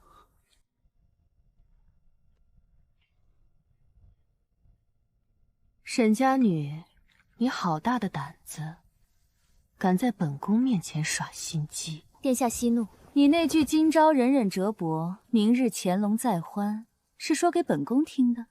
是说给殿下听，也是说给臣女自己听。你倒是诚实，殿下面前不敢卖弄。你跟你的姨母可真不像。起来吧，没成想这么些年过去，你的胆子竟大了不少。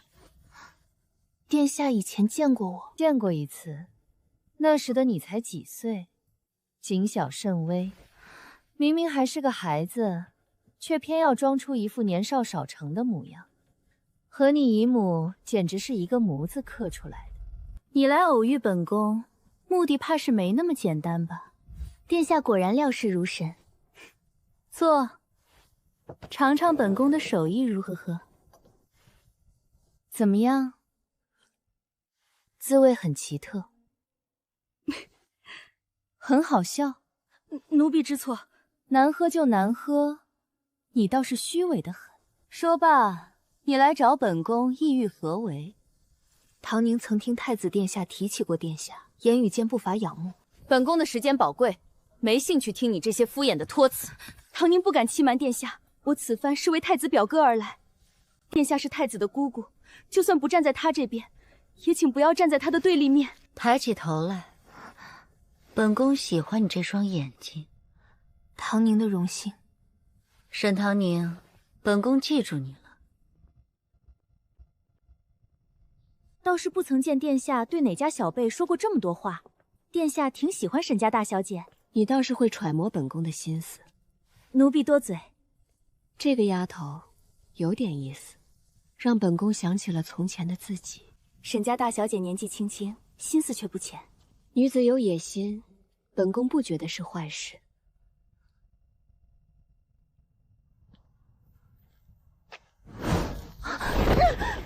可算是等着他落单了。这长公主哪来的那么多话要讲？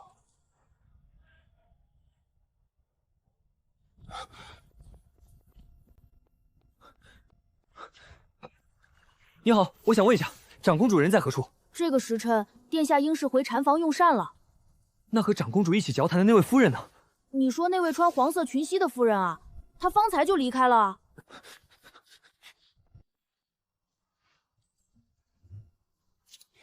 小师傅，下山的路有几条？2条，一条是常走的大路，还有一条偏僻的小路。那条偏僻的小路在哪儿？是了。殿下，沈大小姐极有可能被歹人挟持了，就在方才。这丫头挺招人恨啊！哼，在本宫的地盘将人掳走，分明是没将本宫放在眼里。派几个人去找，真要有个闪失，本宫真是有嘴也说不清。大哥，到底要把这小娘子带到哪儿？万一她家人报官怎么办？人失踪没超过1天，官府是不会管的。先随便找个地方，等明天一早再给人送回去。几位大哥有何贵干？人放下，你们可以走了。懂不懂规矩啊？先来后到，知不知道？这位大哥，这单子是我们接下的，您这样横插一脚，不让我们难做吗？怎么，大哥，人我们给你。方才是我们不懂事，您大人有大量，别和我们计较。晚了。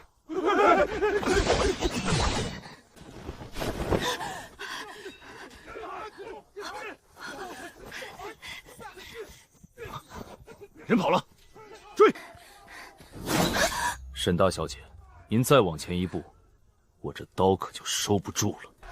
这位壮士，我想我之前并没有得罪过你，我们无冤无仇，你为什么要杀我？就算是要死，你也要让我死得明白吧。沈小姐不妨仔细想想，最近有没有做过什么不该做的事，得罪过什么不该得罪的人？我一个大门不出二门不迈的内宅妇人，能与什么人结仇？阁下莫不是故意为难我？看来沈小姐是不见棺材不掉泪。等一等，我好像想起来了，之前在公主府，你的刀可不可以拿远一点？我怕伤着我，你这样我容易紧张。沈小姐，我劝你老实点，别想耍花招。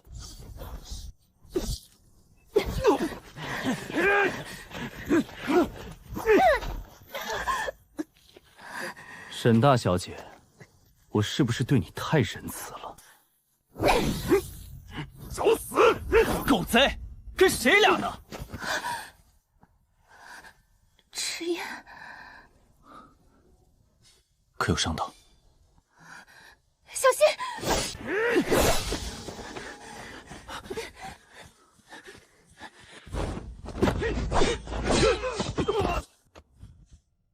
这是死士，你想从他嘴里逼问出什么，怕是没那么容易。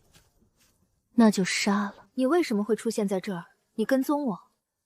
昨夜我本想去找你，本意是找你报恩，却不料途经知府门口附近的小巷，发现了件有意思的事。这是你深更半夜不请自来的理由吗？我是一个杀手，只能夜晚出没。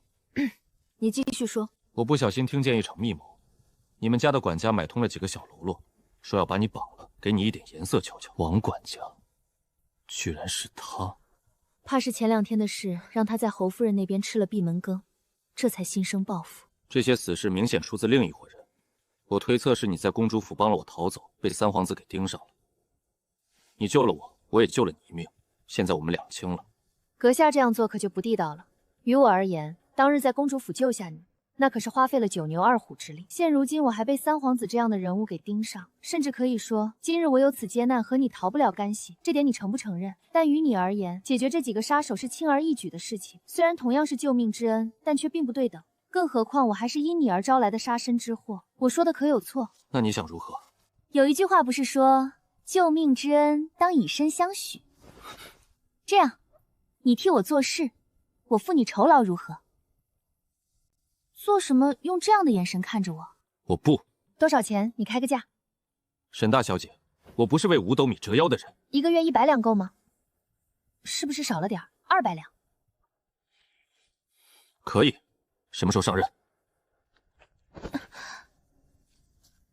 不是说没有受伤，哪里不舒服？腰磕了一下。得罪。你在做什么？夫君力气好大。也就还行吧。练家子啊。有人来了。沈大小姐可有大碍？我等是长公主的护卫。殿下听说您失踪的消息，心怀歉意，特意派我等前来寻您。劳烦小哥替我谢过殿下，我已无大碍。多亏我夫君和我的护卫赶来及时，只不过在争斗之际，那群凶神恶煞的贼人已伏诛，能否请几位帮忙把他们送到京兆尹府？当然可以。小姐，您这是……回去再说。夫人可真有钱，哪里的话？这钱难道不是夫君出吗？啊？我们不是夫妻吗？是啊。那你的银子不就是我的银子？好像也没毛病，但我总觉得你的银子不给我花，想给谁花？那位娉婷姑娘吗？那肯定给你花。那没事了。什么情况？出去一趟怎么还请上大夫了？哎呀，你别挡路，唐宁，娘的好儿媳妇，这是怎么了？这是怎么回事？不小心摔了下，不要紧的，娘。摔一下能摔成这样？迟燕那小子干什么吃的？这事儿还真不怪夫君，回头再说。姑娘，我儿媳这伤势如何？可要紧？夫人放心，少夫人这伤只是看着吓人，并未伤及根骨，淤血揉散了，再抹点活血化蛆的药。这治外伤的伤，早晚各抹一次，记得别沾水，饮食尽量清淡一点。差不多就这些注意事项。你媳妇儿让你进去。你叫我？我行动不便，有一件事想劳烦夫君帮忙。我既已脱险，今日的账便要算上一算。王管家那边劳烦夫君跑一趟。就这个？不然还能是什么？没什么，小事一桩，我这就去拿人。小姐想如何处置那老东西？这是侯夫人的人，你家小姐我可没权处置。哼，买凶害主，这样的下人将何该扭送官府？王管家，您这会儿得空吗？去，你王爷忙着呢。狗东西，作死吗？狗东西，看清楚爷爷是谁！二公子，我是夫人的人，你没权利这么对我。行，那就去找能处置你的人。一个两个都当本夫人是软柿子不成？燕哥儿，好大的派头啊！拿着我的人气势汹汹来我院子，一副兴师问罪的模样。这王管家手脚不干净，京兆尹府的人正等着问话呢。奴婢便要斗胆问问二老爷是如何管教的儿子了。侯夫人莫怪，事急从眷，我这也是不得已为之。否则等京兆尹府上门来要人，那丢的可是整个池府的脸了。你这话什么意思？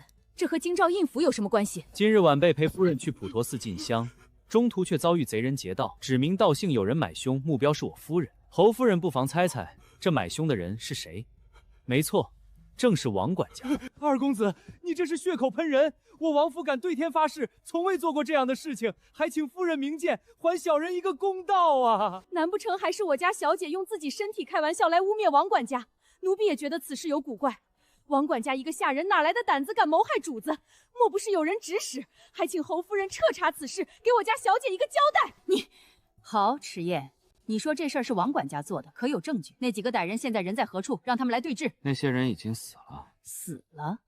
也就是说现在是死无对证。那你总要拿出实际的证据，总不能你空口白牙指谁便是谁吧？燕哥儿，不是我说你，可你此举未免也太冲动了些。要是官府查案办案都像你这般草率，那世间不知道多少冤假错案。二公子，那些人已经死了，又怎么能作证呢？小人说句难听的，若您诚心跟小人过不去，那小人岂不是有理也没处说？夫人说的是。说话做事得讲究证据，也是我来的匆忙，险些忘了。人证嘛，倒也不是没有，只是一时半会儿恐怕来不了。我这个身份，怕是也请不动人家。嘉宁长公主，你说的人证是谁？嘉宁长公主。你说谁？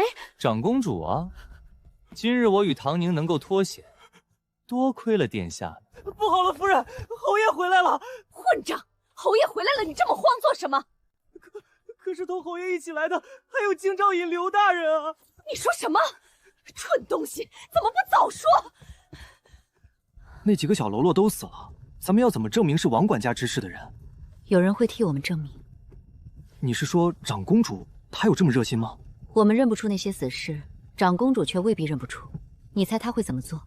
这事儿若是闹大，丢的是整个皇家的颜面，所以于公于私，长公主都会选择粉饰太平。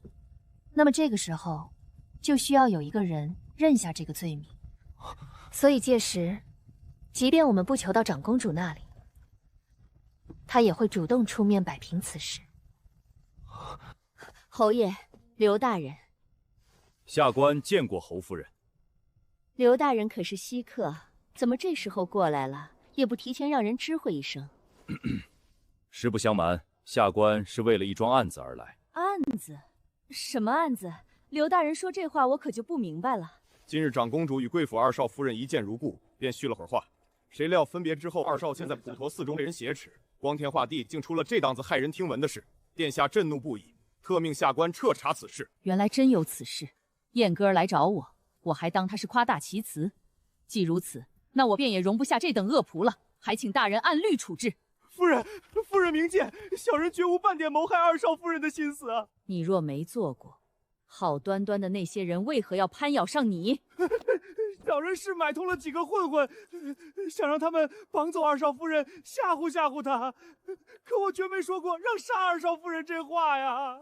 夫人，念在小人往日没有功劳也有苦劳的份上，您就饶过小人这一次吧。王管家，我平日待你不薄，没成想竟叫你生出这般毒辣的心思，胆大包天谋害府里的主子。夫人，王管家，你去吧。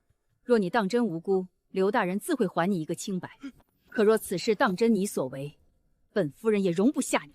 刘大人，人本侯就交给你处置了。侯爷放心，下官定尽心尽力。此事能否摆脱刘大人，的确我侯府管教不严，但传了出去，到底有失颜面。侯爷放心，下官今日前来，只是向侯爷讨杯茶喝。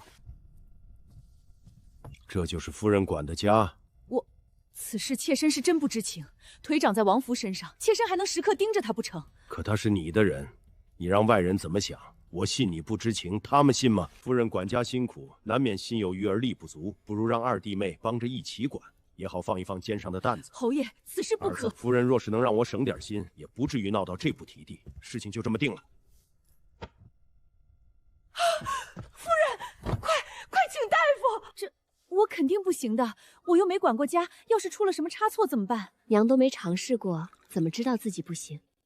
可大嫂那边会不会不高兴？此事怕是侯爷的意思，无论娘答不答应，大伯母对您的怨恨都不会少。娘以为不争不巧便能家宅安宁，可事实是，您不争不抢，底下的人都以为咱们二常是软柿子，连带着夫君也被人瞧不起。唐宁，是娘糊涂了。那你觉得娘能管好吗？这是自然，我相信娘。这管家权来的不易，是由你受伤换来的。娘一定争口气，不让你白受委屈。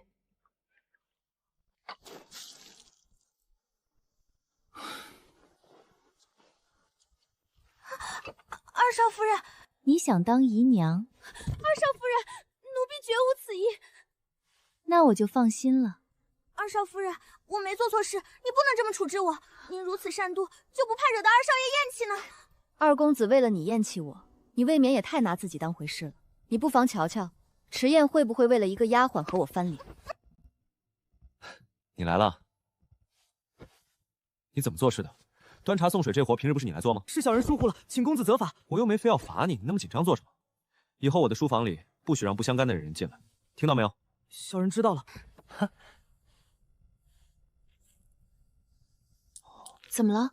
有哪里不对吗？这不是我要的消食，而是芒硝，两者外形相似，用处却大不相同。我要找的硝石多出现在洞穴、石壁等湿润处，亦或是茅房墙壁以及附近的泥土中，也叫地霜。有什么问题吗？没有。那奴婢再去找找。不用了，我让8两去吧，反正这小子闲着也是闲着。那小的再去找找。那倒不用。这就是所谓的提纯。这叫溶解结晶法。提纯的方法不止一种，只是这个比较省时省力，用木炭也可以，只不过相对于来说比较麻烦。夫君怎么什么都知道？我平时就喜欢看些杂书，看得多了，自然也就明白了呗。那夫君可真厉害。这又是在做什么？这一步是过滤掉里面的杂质。唉，现在就等它完全冷却。姑爷，这是不是好了呀？可以了。瞧着是比之前颜色剔透许多。那接下来是不是要制冰了？唉，去打盆冷水，再拿一个大点的盆和一个木桶来。哎，这就可以了？应该可以了吧？奴婢不觉得无聊啊，还挺有意思的。可不是嘛，多稀罕呐，还能亲眼见着水结成冰。好啦，你们一直蹲在这儿不累吗？结成冰也需要时间，先干会儿其他的事儿。老天保佑，可千要成功啊！本公子的一世英名可都看这一回了。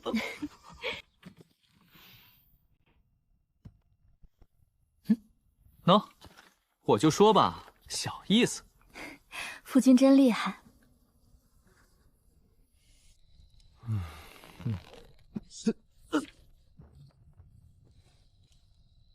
这么晚了，你怎么还不睡？你不也没睡？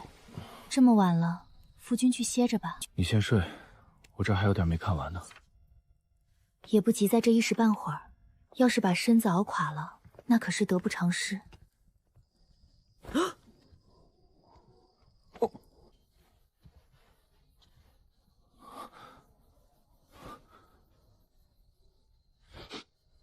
滚！哎，手怎么出汗了？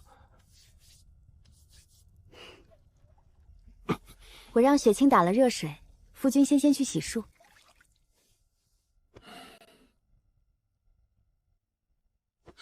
对了，过2天季无涯、唐旭他们邀我出去聚一聚，之前他们约了我好几次，我都没同意，他们都有意见了，就是单纯一起吃个饭，不干别的。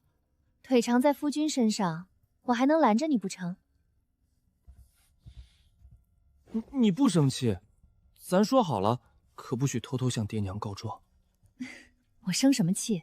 夫君近来这样刻苦，是该出去好好放松一下，玩得开心。娘若问起来，我帮夫君周旋。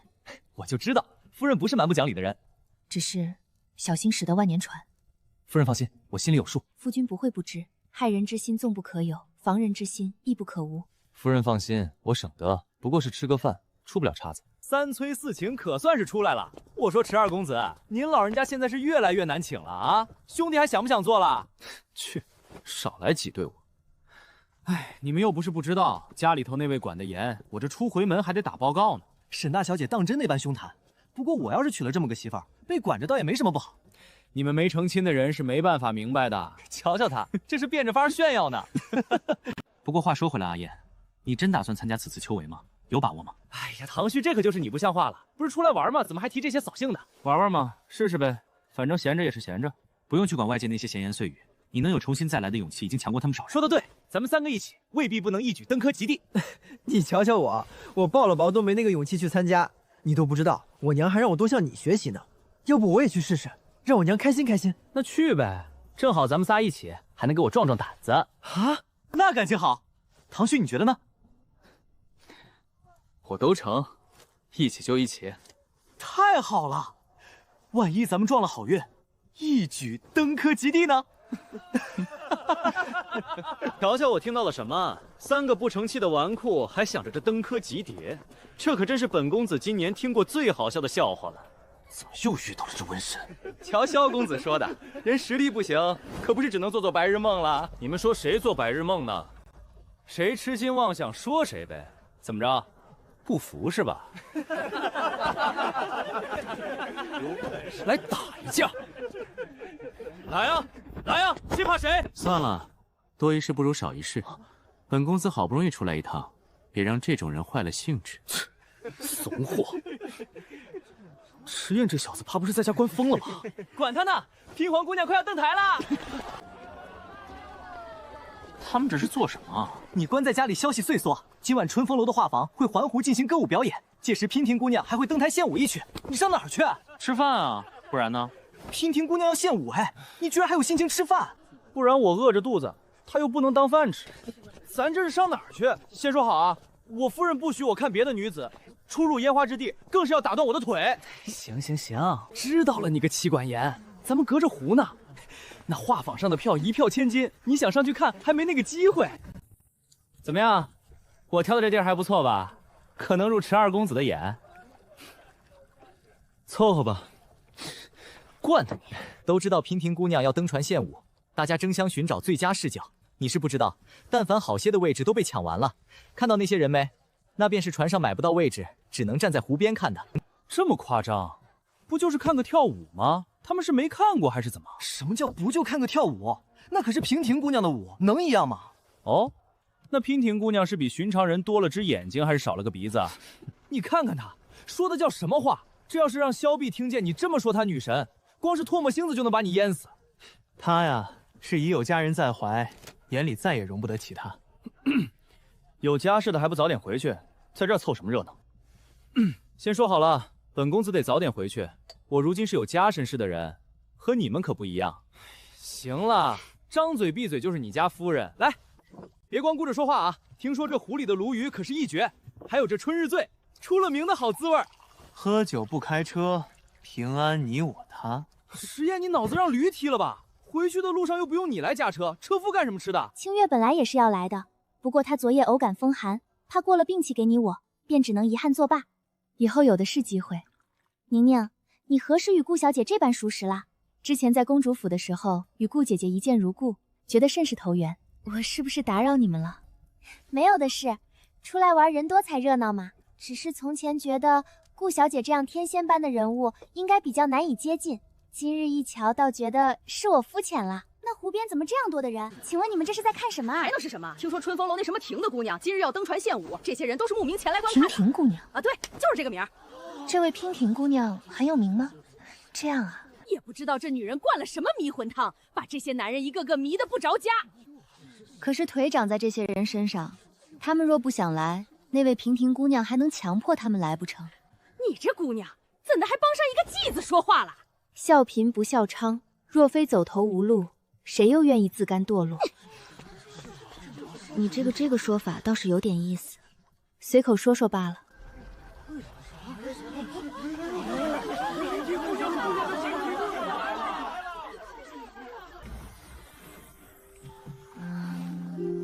这也没瞧见人啊，他们这是在激动什么？犹抱琵琶半遮面，反倒更能引起人的探究欲望。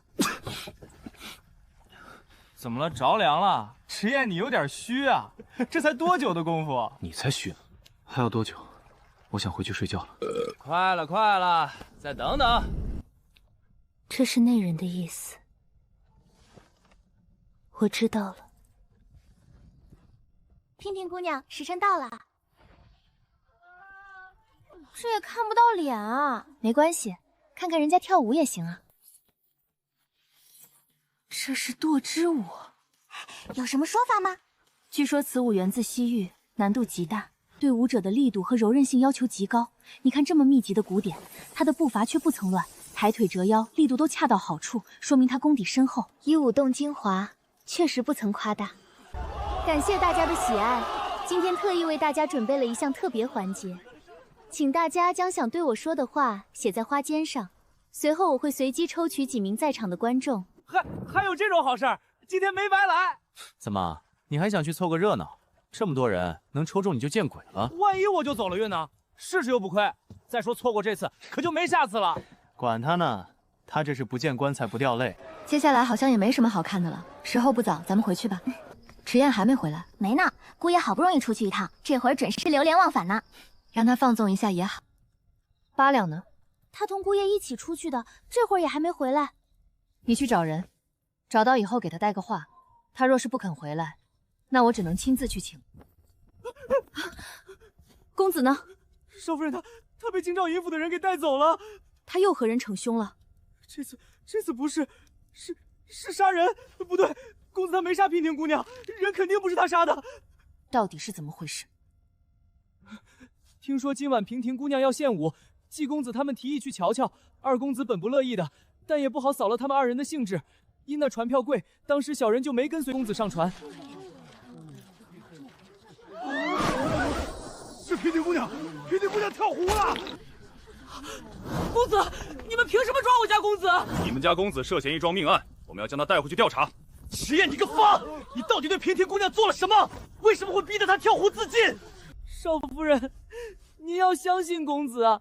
且不说他酒量极好，轻易不会醉，就算他喝醉了，最多只是抱着公鸡睡一宿，绝对不会干出这等丧心病狂之事啊！你说你家公子酒量极好？对啊。那季无涯和唐旭呢？据说事发的时候，季公子和唐公子并没有和公子在一起，但官府的人还是把他们一并带回去调查了。这件事暂时瞒着老爷和夫人，我先去衙门一趟。八两，收拾一些御寒衣物，待会儿给公子送去。是，小的这就去准备。何人擅闯牢房重地？我家小姐乃是户部尚书沈家嫡女，这不前脚我家姑爷被你们抓了来，她担忧不已，还请小哥送点行个方便。你们这是光明正大的行贿，抱歉，我可不吃这套，还请速速离开。我夫君目前并未定罪，只是被你们请了过来配合你们调查。我在众目睽睽之下把他带走，已是将他视为戴罪之身，引得百姓口诛海伐。若是事后查出他是被人冤枉，那我恐怕只有进宫，请皇后娘娘还我夫君一个公道。原来是沈大小姐，快请进，快请进。您莫要见怪，这小子初来乍到没眼色，不认得您呢。沈大小姐，就是这儿了。夫人，你怎么来了？能否得劳烦开个门？我把这些东西送进去，待不了多久就走。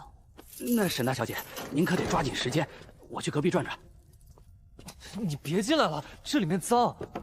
他们可有对你用刑？我没杀人，更没做那种事。我相信夫君。真的，你真的信我？夫君与那平亭姑娘无冤无仇，为何要和她过不去？萧逸和唐轩拉我去看平亭姑娘，我全程都只低头吃菜，就连喝酒，我也就喝了2杯。我从未见过她，更别提什么其他。她为什么要这么做？有些时候，你不去招惹别人，也会有人主动招惹你。他们要害你，并不是因为你做错什么，而是因为他们的恶。你只需如实交代一切，其余的交给我。我会接你出来。那我该怎么做？如实将你知道的告诉他们，至于其他的，交给我。照顾好自己，等着我接你出来。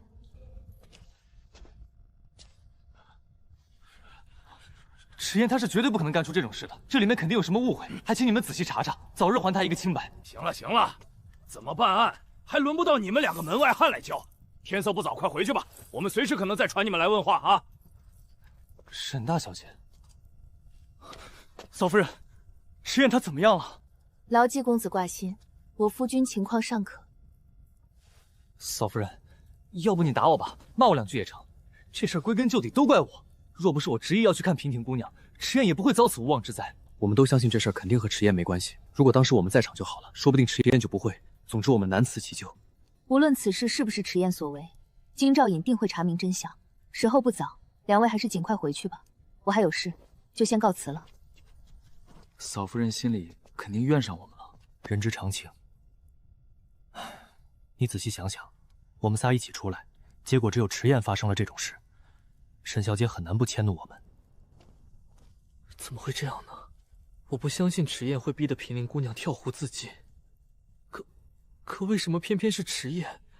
她与平陵姑娘又从未见过。更别谈结仇。小姐是觉得继唐2位公子有嫌疑？事发之时，他们2人都有不在场的证明。你觉得这只是巧合？这么看来，他们2人的嫌疑确实很大。可是奴婢听说2位公子和姑爷也算是交情颇深，怎么还会做出这样的事？这世上没有永远的朋友，只有永远的利益。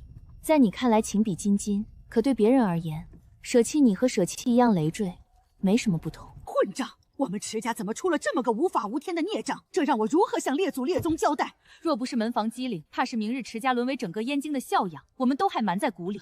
二嫂，这可就是你的不对了。二哥闯下这样的大祸，你怎么还想着替他瞒着我们呢？你安的到底是什么心呐？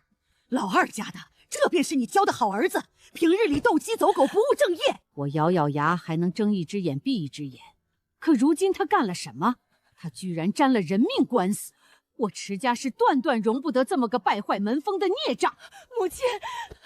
母亲息怒，此事未必如表面所见。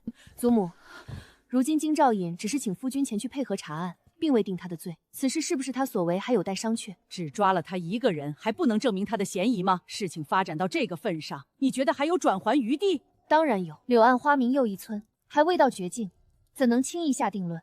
唐宁，我知你维护自家夫君心切，可杀人这个罪名并非小事。你要知道，这事儿真和燕哥哥扯上关系，咱们受累。别的不提，就明日侯爷和子恒上朝，参他们的折子都够我们吃上一壶。不行，这逆子必须逐出家门。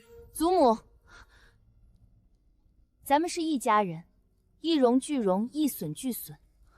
发生这样的事情，不想办法解决，却急着撇清关系，这落在外人乃至陛下眼里会怎么看？明哲保身固然是人之常情，可事后若证实迟燕是清白的，覆水容易，收回来可就难了。你放肆！你这是在指责我们。长姐，知道你救人心切，但你也不能公然顶撞老夫人呀。二妹妹倒是心宽，且不说我这如何叫顶撞，若当日你我并未错嫁，如今你恐怕比我更着急呢。二妹妹如今怀有身子，孕期最忌讳思虑过多，你还是好好歇着吧。祖母这话可真是误解了孙琦。唐宁分明是顾全大局，为了咱们整个池府长远发展考虑。祖母、父亲、母亲，二弟的事情尚未盖棺定论，咱们不妨等等京兆尹那边怎么说。母亲，子航说的不无道理。燕哥那孩子虽然离经叛道，但应该不至于做出这种事。二弟知道你们溺爱孩子，不过平日里还是要多重对孩子的教育才是啊。唐宁，迟燕那孩子怎么样？他怎么就着了道呢？爹娘相信夫君是清白的。自己的儿子什么德行行，我们为人父母的能不清楚吗？阿燕这孩子，你说他不上进，说他没出息，这些我承认。可我生的孩子，我还能不了解吗？他是绝对不会干出轻薄人姑娘这种事儿的，更亡于杀人呢。我也相信他。唐宁，能娶了你是他的福气，往后这家里便全由你当家做主，你说什么便什么。唐宁，你看我们能不能做些什么？官府查案我们是插不上手，能不能想法子让他在里面好受些？二老爷放心，我会设法联络刘大人，保他不受刑。我听说官府办案审讯手段都比较……爹是担心他们屈打成招。迟燕那小子自小没吃过什么苦，我担心他被用了刑，万一一股脑认了罪，那可怎么办？京兆尹刘大人并非酷吏，刑讯手段应当不会过于严苛。爹娘放心，这件事交给我，保管夫君在狱中不会遭到严刑逼送。你该不会是打算找皇后娘娘求情吧？这可不成啊！为何不能求皇后娘娘？这件事这么多人盯着，皇后娘娘若当真插手，势必民怨沸腾，岂不是将她架在火上烤吗？爹知道你同娘娘感情深厚，但正因如此，我们才不能将娘娘陷于不义。爹娘放心，我并非是求皇后娘娘出手，此事我另有打算。属下已确认过，是娉婷没错。他竟敢自作主张，此案造成了极恶劣影响，给京兆尹施压，让他务必尽快结案。唐宁，我同你一起去吧。我知道娘担忧夫君，但今日恐怕不会太平，您还是在家中等候吧。那我也总不能什么都不做吧？娘不如就在马车里待着，我去和你一起，总不能让你一个人面对。就是天子犯法与庶民同罪，他迟燕杀了娉婷姑娘，就该……诸位，请听我一言。我知道大家都很关注这个案子，可查清真相还需要时间。你们在这里声讨，除了耽误时间和造成秩序混乱，对案情进展并没有多大帮助啊。刘大人，我们这不也是怕您迫于压力，不得不向权势低头吗？萧公子，您这……哟，这不是碰巧吗？刚好人就来了。萧公子是亲眼见着我夫君杀人了，这不是不争的事实吗？这么多人亲眼见着娉婷姑娘从池儿的房间里跳了下来，难道还能有假？都说耳听为虚，眼见为实，可有时候眼睛看到的也不一定就是真的。你们只看到娉婷姑娘跳湖，却并未看到事情的起因经过。当时屋里只有迟燕一人，不是他还能是谁？你莫不是想替他狡辩？有正肉罪，我沈唐宁绝无半句辩解，罪该万死。但仅凭你们的一面之词就要定他的罪，这就是你们读了圣贤书所学到的众口铄金吗？我相信律法公正，若迟燕真的杀了人，或者逼迫娉婷姑娘行苟且之事，那么她罪该万死。可若她是被冤枉的呢？那么今日你们说的每句话都会成为逼死她的利剑，你们每个人都是杀人凶手。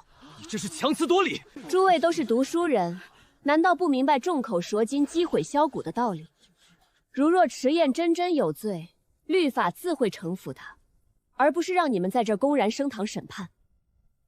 你说的冠冕堂皇，谁知道你们迟家会不会向刘大人施压，逼他草草结案？萧公子可太看得起我们了，京兆府可不是迟家的一言堂。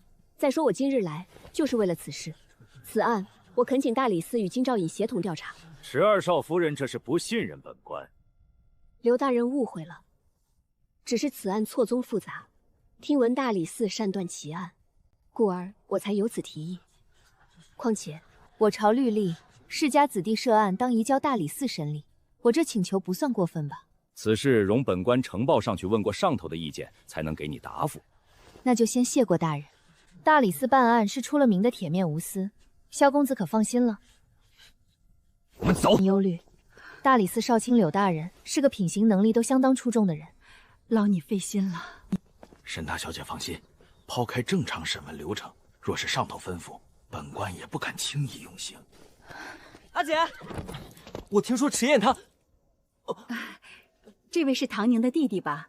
我先回马车里等，你们姐弟聊。迟二夫人也在啊。你怎么来了？我一早得知了消息，差点气炸了。此事他也是着了道，被人算计了。我也不信他会杀人。虽然那小子瞧着浓眉大眼，实则心眼忒多，但这种事不像是他能干出来的。等我见到他，非打断他的腿不可！竟敢让姐姐你为他操心，就你能耐。他若真敢做出对不起阿姐的事，我打断他的腿。行事这般冲动，你还是当心父亲先打断你的腿吧。我也没真想抽他，这不是想来问问情况吗？阿姐，这究竟是怎么回事啊？此事疑点颇多，不是三言两语能说清的。我暂时还没有头绪。如今是特殊时期，不知有多少双眼睛盯着，须得谨言慎行，不可任性妄为。记住没有？成，我都听阿姐的。若是有什么需要，阿尽管吱个声。刘大人，这边请。请。迟二公子，本官乃大理寺少卿柳一富，接下来会负责参与调查你的案子，希望迟二公子能够配合。柳大人好，该交代的我都一字不漏交代了，不知道柳大人还想了解什么？我看了迟二公子的誓词，你怀疑自己当日被下了药，可我方才从案发现场回来，当日你的酒水饭菜中均未发现任何药物残留成分。迟二公子这是在怀疑我的办案能力。茶水、点心、酒水、饭菜我都让人一一验过，没有任何问题。事发之后，春风楼的画法便被人看管了起来，旁人想动手脚临时换掉也是没有机会的。不可能！你确定事无巨细都检查过了？不对劲，那屋里的熏香呢？熏香我也查过，是普通的苏合香，此香确有安神和改善睡眠的功效，却做不到迟二公子口供中所说，让人神志不清、失去意识的情况。可我当时明显感觉到头晕脑胀、胸闷气短，这又作何解释？这点我倒是不太清楚。稳妥起见，刘大人可否准许我请个大夫来？刘大人请便。张太医，劳烦您跑一趟。哪里的话，见过刘大人。刘大人，也是正巧，我刚好在这附近，就顺道过来看看。这位公子的身体并无异常，除了有些虚弱，也不见中药的迹象。敢问张太医，这苏合香闻久了，可会致使人胸闷气短、头昏脑燥？正常情况不会，可有一种情况便说不准了。公子平日可会时常觉得手脚发热、口干舌燥？是有这样的情况，那便是了。公子这是阴虚火旺的表现。苏合香药用价值极高，但并不适宜这一类人群。此香有巫补的功效，只会加重阴虚火旺症状，致使其胸闷气短、心浮气躁。张太师慢走。以柳大人的经验之谈，这迟燕会不会是故弄玄虚，想为自己脱罪？你方才也听到了，张太说他根本没有中药。我觉得他不像是在说谎，可他只抓住这一点不放，证明他是真觉得有问题。总之，说假话的人会想办法圆谎，只有讲真话的人才不会顾忌太多。那以柳大人之见，下一步我们该怎么做？我想去看看平婷的尸身。尸体我们已经请仵作看过。大人，不必多礼。情况怎么样了？确认是溺水身亡无疑，但是有一点有些奇怪。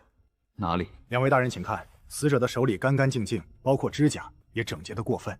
有什么问题吗？女子爱洁净，这难道不是很正常？溺水的人，尤其是不会覆水的，往往在惊慌之际会想方设法抓住身边一切能抓住的东西，这是人求生的本能。这位大人说的没错，所以一般来说，溺亡的人手或指甲中会残留有异物，这些有可能是水里的杂质，也有可能是水草、泥沙等等。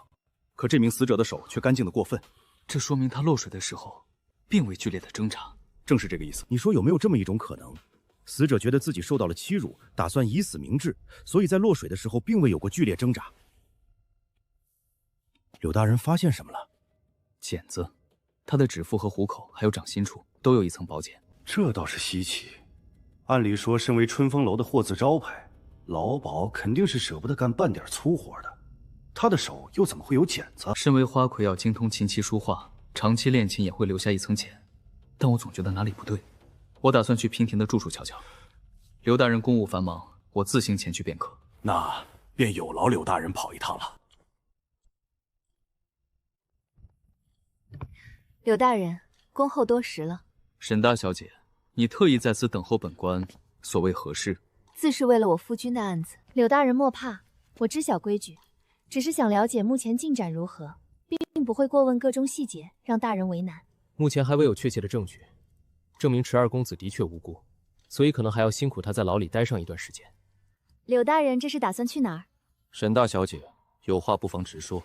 柳大人是要去春风楼吧？我想同大人一起前去。沈大小，你知道自己在说什么吗？且不说你一介女子，如何能出入烟花柳巷？本官办案并非儿戏，岂能带着你胡来？大人一介男子，并不知小女儿家心思，自然也不如女子心细。若是错过任何蛛丝马迹，到头来连累的还是我夫君。你既然不相信我的能力，为何又要指名道姓将这案子移交大理寺？我当然相信大人，正是因为相信大人会秉公执法，所以才恳请大理寺协助破案。既然如此，沈大小姐不妨耐心等待。昔年大人进京赶考，我曾救过大人一命，如今我想携恩图报，不知大人允是不允？大人公正廉明，是我携恩图报，我来做小人。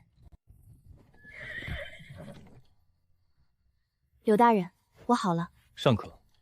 我这样难道不像吗？从现在开始，你是我的小厮。没问题。名叫阿唐。好的，大人。走吧。客人里边请。公子瞧着像是生面孔，第一次来。烦请将你们主事人叫来。您稍等，大人不必这般紧张，否则都知道我们是来查案的了。谁要见老娘啊？瞧这群没眼色的东西，也没告诉我有贵人上门。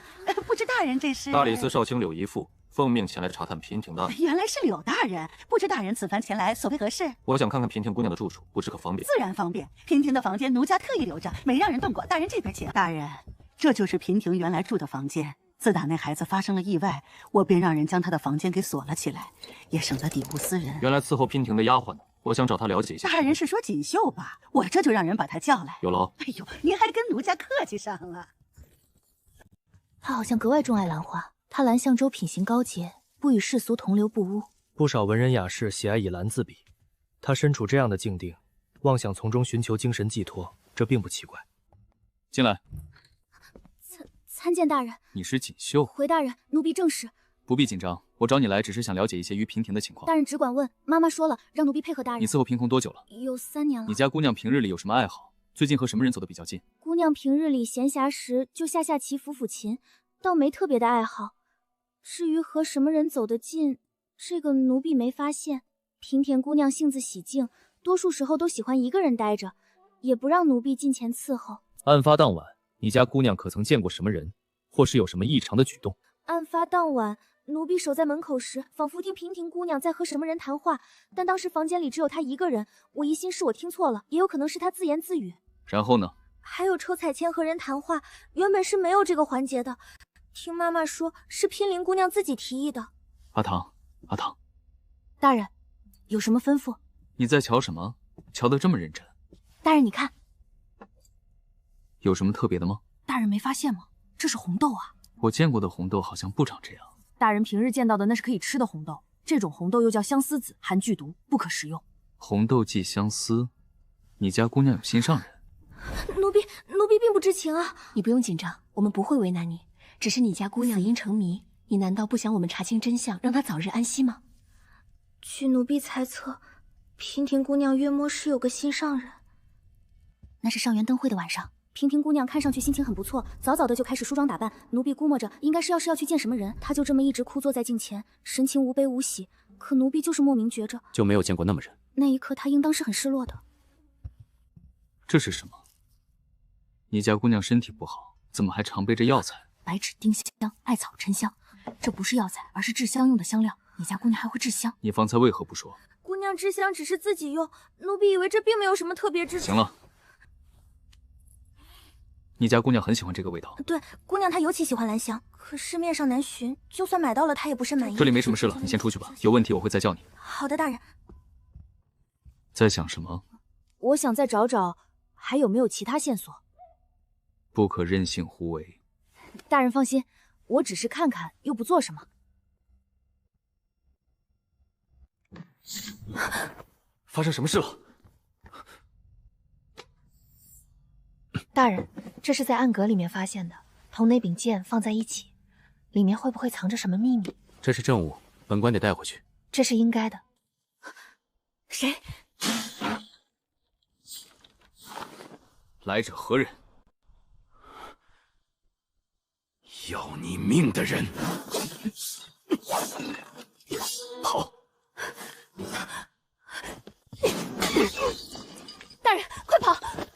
再跑，我就杀了他！我是朝廷命官，杀了我对你没好处。你想要什么？把你手里的东西交出来。好。大人，闭嘴！我把匣子放在地上给你推过去，你把它放了，我们一起动手，怎么样？元昭，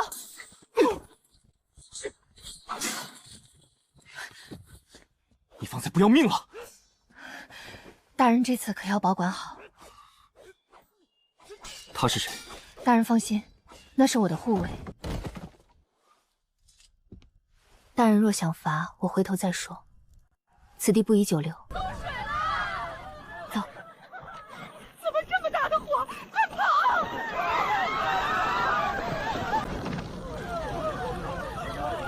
救火呀！还愣着干什么？妈妈，这火势蔓延太快了，怕是救不了啊！老天爷，还让不让人活了？我花娘子这是招谁惹谁了？要这么作践我？太好了，妈妈，是京兆府的人！官爷救命呐！里头还有不少人呢。这大理寺的柳大人好像也还没出来。你们负责灭火，你们跟我进去救人。主子，走这边。你们先走。不是让你们走吗？怎么又回来了？别废话了，大人，快搭把手。刘大人，刘大人，你没事吧？我没事，只有几个伤员。你没事吧？我没事，大人的伤。无碍，你听我说，你现在赶紧回家去。今日没人知道你来过这儿，你也不要对任何人提起，明白吗？大人小心。小姐怎么搞得这样狼狈？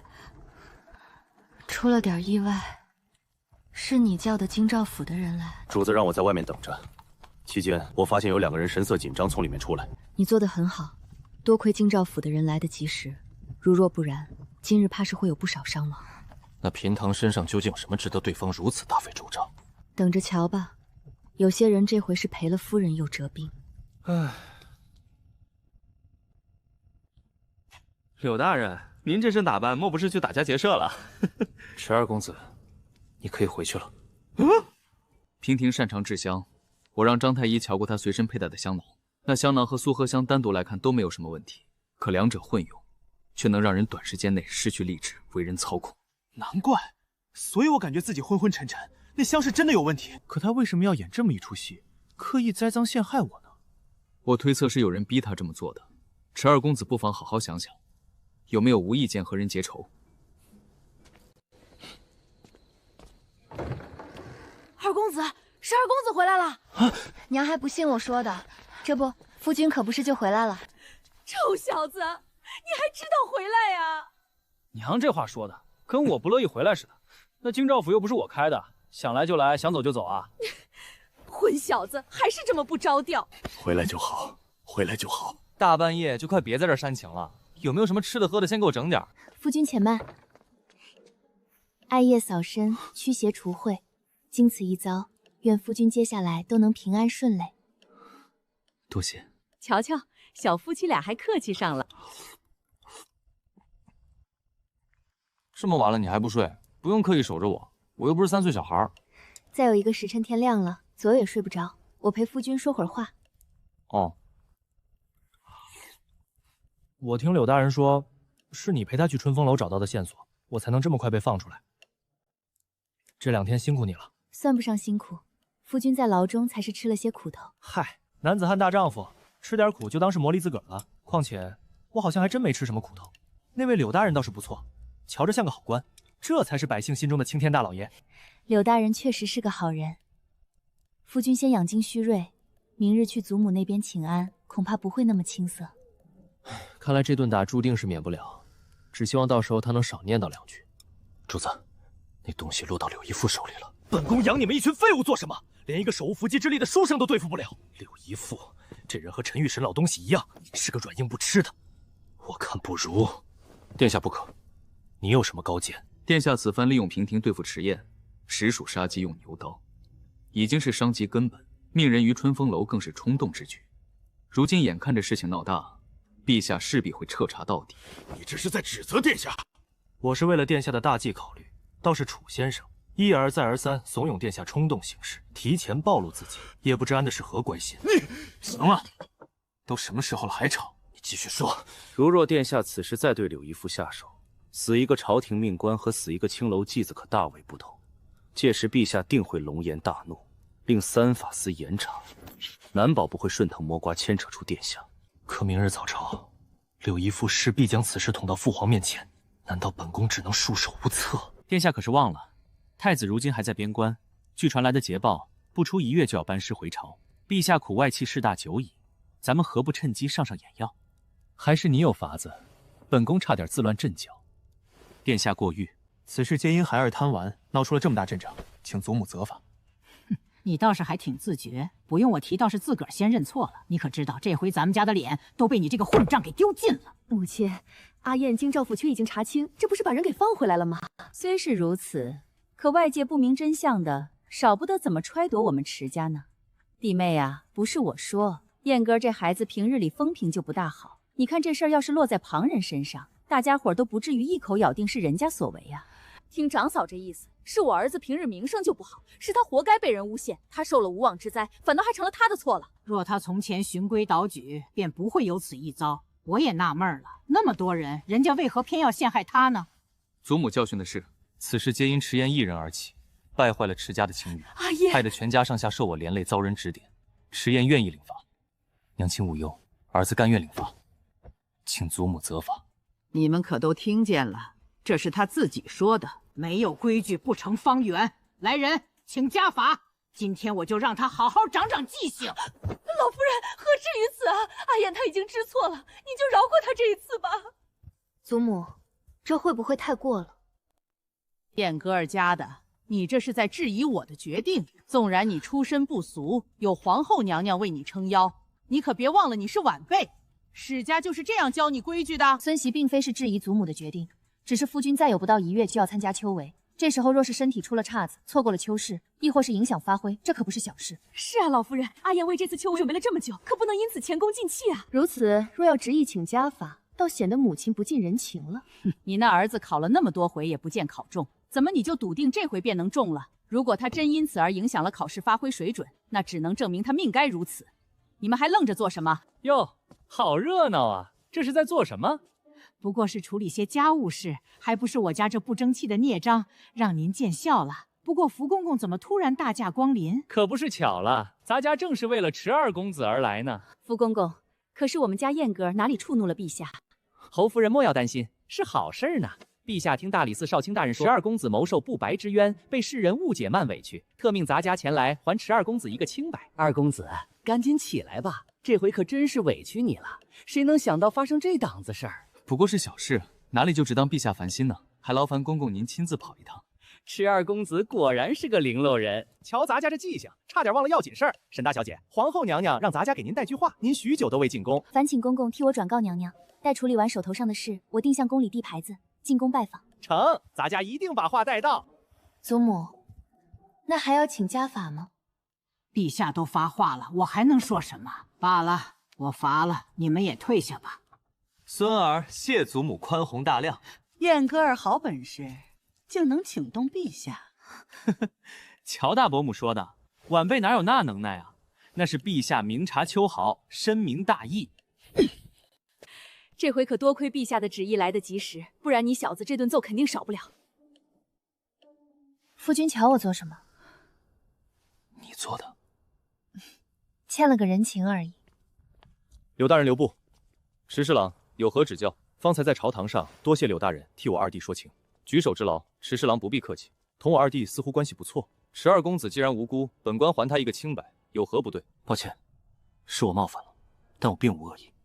迟侍郎日后还需谨言慎行，否则容易引起不必要的误会。我想拜托柳大人一件事，在我能力之内可以帮你，若在我能力之外，我也有心无力。大人想多了，我并非需要让大人违背本心，只是在能力范围顺手而为罢了。说来听听。若事后证明迟燕是无辜的，我想请大人光明正大还他一个清白。你我皆知人言可畏，若不把真相公之于众，他身上的嫌疑永远洗不清，这件事带来的影响也会跟随他一辈子。我答应。外头都说娉婷姑娘是为的情所困，一时想不开选择投湖。如今那些追逐娉婷姑娘的世家公子，一个个都避之不及呢。不奇怪，世人总是不恋赞美女子的美貌，歌颂她们的痴情，活像是离了情爱的滋养，她们便难以存活。可是为什么呢？大概是因为这样的她们看起来更温和无害。温和无害，听起来怪怪的。好像是主人家豢养的宠物一样。对，就是宠物。那这样是不对的。为什么？因为我们是人啊。你说的对，我们是人。雪晴姐姐，你上次做的海棠糕真好吃，那滋味现在想起来我都流口水。那是我给小姐做的，想吃自己做去。让开，别挡路。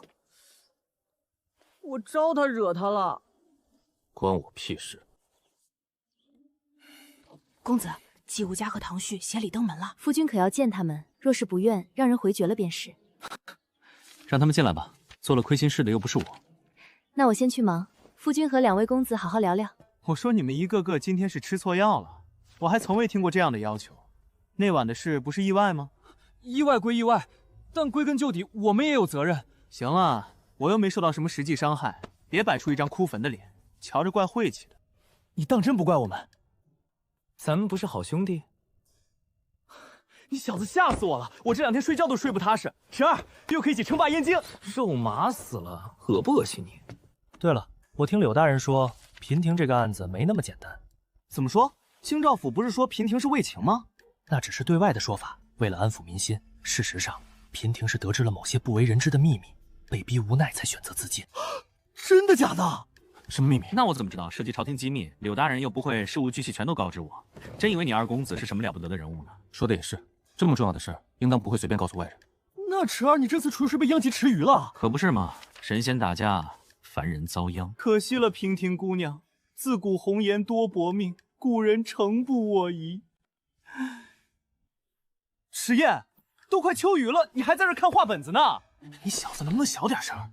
要是让沈唐宁知道，又得上我娘那儿告状，我都还不知道临时抱佛脚呢。你就算装个样子，也得上点心啊。点心？你要吃点心啊？我这多的是，随便拿啊。唉，池兄这也算是劳气结合，你就别为难他了。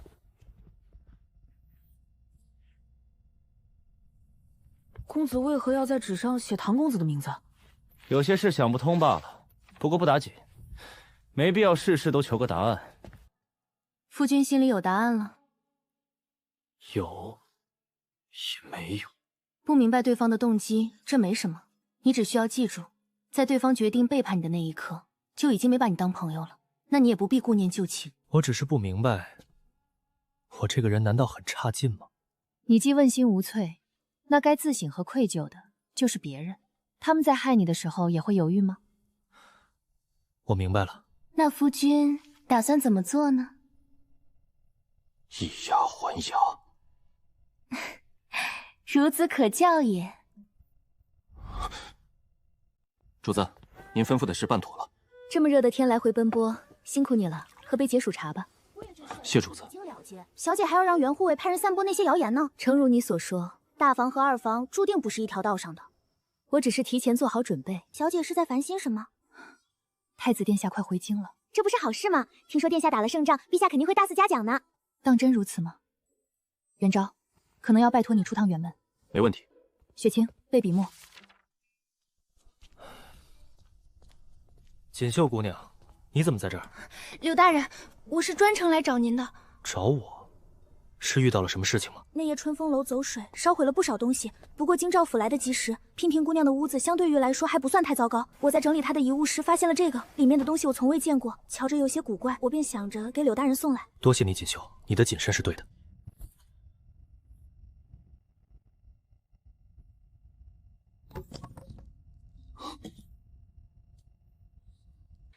锦绣呢？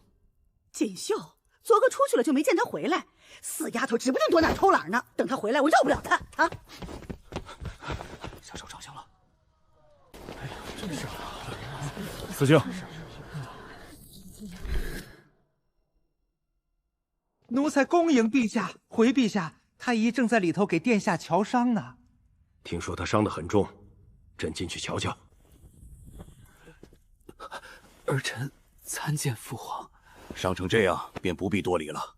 怎么会伤得这样重？是儿臣无能。太子的伤势为何会这般严重？你们太医院是干什么吃的？回陛下，殿下这是中了毒啊！此毒非常罕见，且毒性霸道，微臣暂时还没有头绪。中毒？启禀陛下，因想早日抵京，众骑又行动不便，殿下就带着一队人马先行一步。谁料中途却遭遇敌军埋伏，在打斗过程中不慎遭人暗算，身中毒箭。承泽住口！是本宫大意轻敌。你先好好休养，待你伤好，朕定会论功行赏。父皇，儿臣有罪，担不起这奖赏。此话怎讲？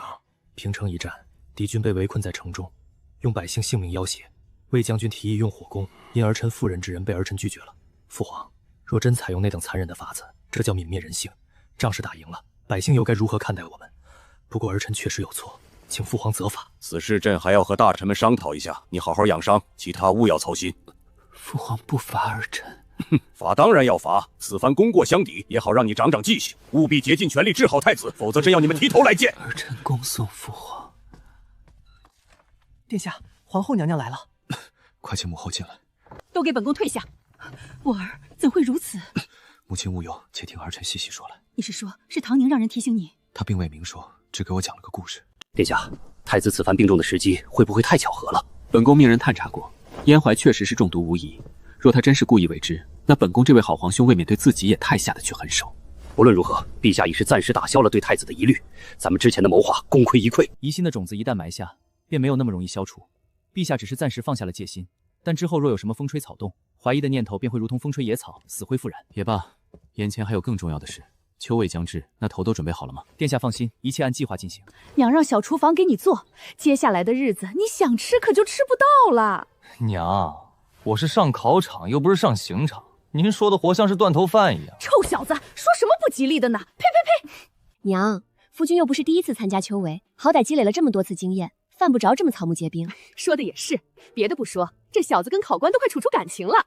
那个娘也别折腾了，随便吃点清淡的就好。好好好。二公子、季公子和唐公子来了。既然两位公子都上门了，夫君不妨见一见，知己知彼，方能百战不害。阿燕，你猜这回我们给你带来了什么好东西？别卖关子，有话快说。喏，别说有好东西，兄弟没惦记你。科考实题，我哪有本事能弄到科考的题？这是有位先生压的这届考题，坊间可是有不少学子争相高价购买呢。乌鸦得了这东西，第一时间就想着你呢。这东西你们也信？出这卷子的先生，听说是从国子监出来的。那儿的先生多厉害，你也不是不知道，总能押中1、2道吧？那这和作弊有什么区别？池二公子就算到第1名，那也要凭自己的实力，否则还有什么意义？你说的好像是有那么几分道理啊。池二说的有道理，不过历年来押题考卷这么多，押中的却屈指可数，咱们就当看个乐子。反正本公子不屑于搞这些歪门邪道，我都落榜了3次，再多1次也无关痛痒。你娘又不指望你考个状元回去，哪怕你考倒数，她都能高高兴兴摆几桌，你愁什么？有道理啊，我就是担心你嘛。咱们狠话都放出去了，要是这次又落榜，萧玉那群人不得笑话死？他笑话我，我是能少一块肉还是怎么？本公子是在意世俗眼光的人。迟燕，我往常还真没看出来，你是这么有觉悟的人。哇，去配个暗吧你。乌鸦，你有没有发现？池二似乎变了很多。有吗？他不是一直这样吗？迟燕这人虽然平日里不靠谱，却很有一套自己的为人处事原则，我觉得这样挺好的。二位公子说了什么？夫君怎么瞧着魂不守舍的？季无涯给我带来了一份科举考卷，说是国子监的先生押的题，我觉得此事有些古怪。夫君是说新格子里的先生押的考卷？是，怎么了？夫君看了那份考卷，瞥了一眼，被我撕了。我虽然不成器，但也是有骨气的好吗？倘若这份考卷真押中了题，这对其他考试何谈公平公正？夫君能这么想是好的，天底下哪有掉馅饼的好事？况且夫君这几个月以来日夜勤勉，刻苦用功，我相信即便不靠这些外物，夫君也能取得好的成绩。夫君，怎么了？即便这回不成，还有下回，夫君莫要因小失大，误入歧途。你放心，答案我都没看，考卷已经撕了。那就好。吃穿用品我都给你备上了，可别挨饿受冻啊！知道了，娘，我这又不是大姑娘上花轿头一回。你个臭小子！乖儿子，娘这不是担心你吗？你有什么要交代的？该说的娘都已经说了，想必夫君已经听腻，我也就不啰嗦了。切莫有压力，尽力而为便好。我走了，外头这么热，你们也回去吧。回去吧。我这心里头忐忑的紧，比他第一次上考场还紧张。乔夫君这副模样，分明是胜券在握呢。娘不必太担心。我也不瞒你，他回回都是这样。这小子管这叫输人不输阵。哟，冤家路窄。是啊，可真晦气。迟夜，你婷婷姑娘的死，即便不是你所为，也肯定和你逃不了关系。你休想骗我！我拜托萧大公子，你长长脑子，别被人当了枪使还不自知。我和平婷无怨无仇，为什么要杀他？被人当枪使？那边的干什么呢？考场外也禁止交头接耳，警告一次。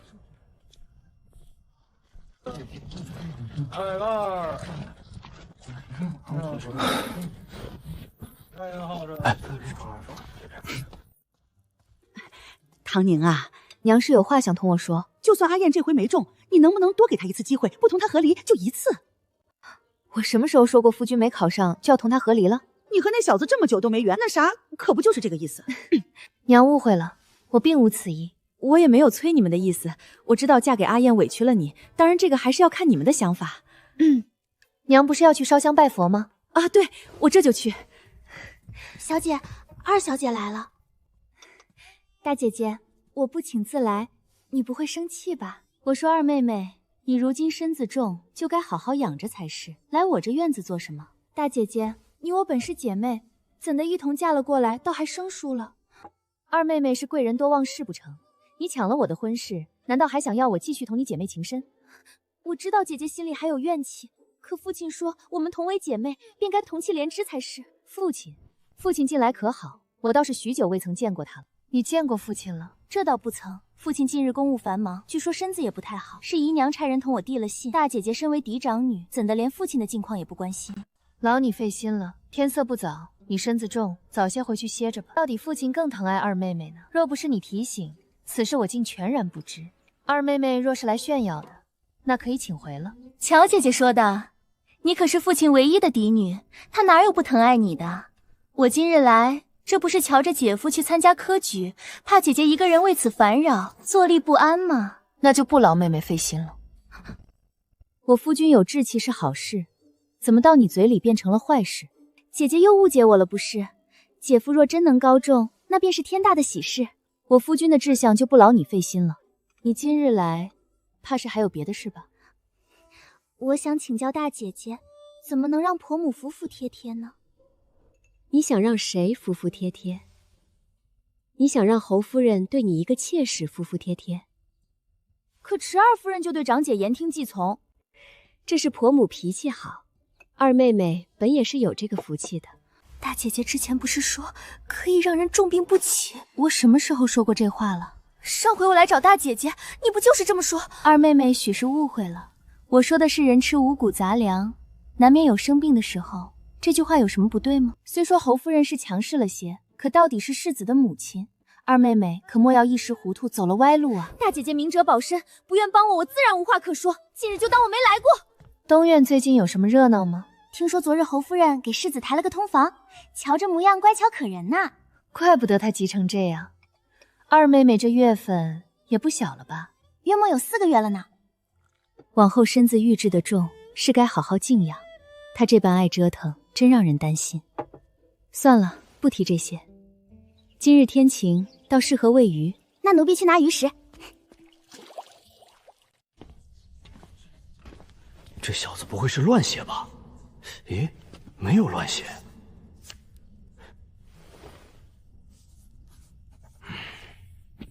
云雀，听说世子昨晚并未去你房里。回老夫人，世子这几日都宿在书房，奴婢。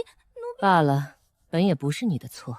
夫人，沈姨娘来了。哟，什么风把咱们沈姨娘给吹来了？不是不用你过来请安吗？怎的不在魏豪待着，跑我这里来了？哼！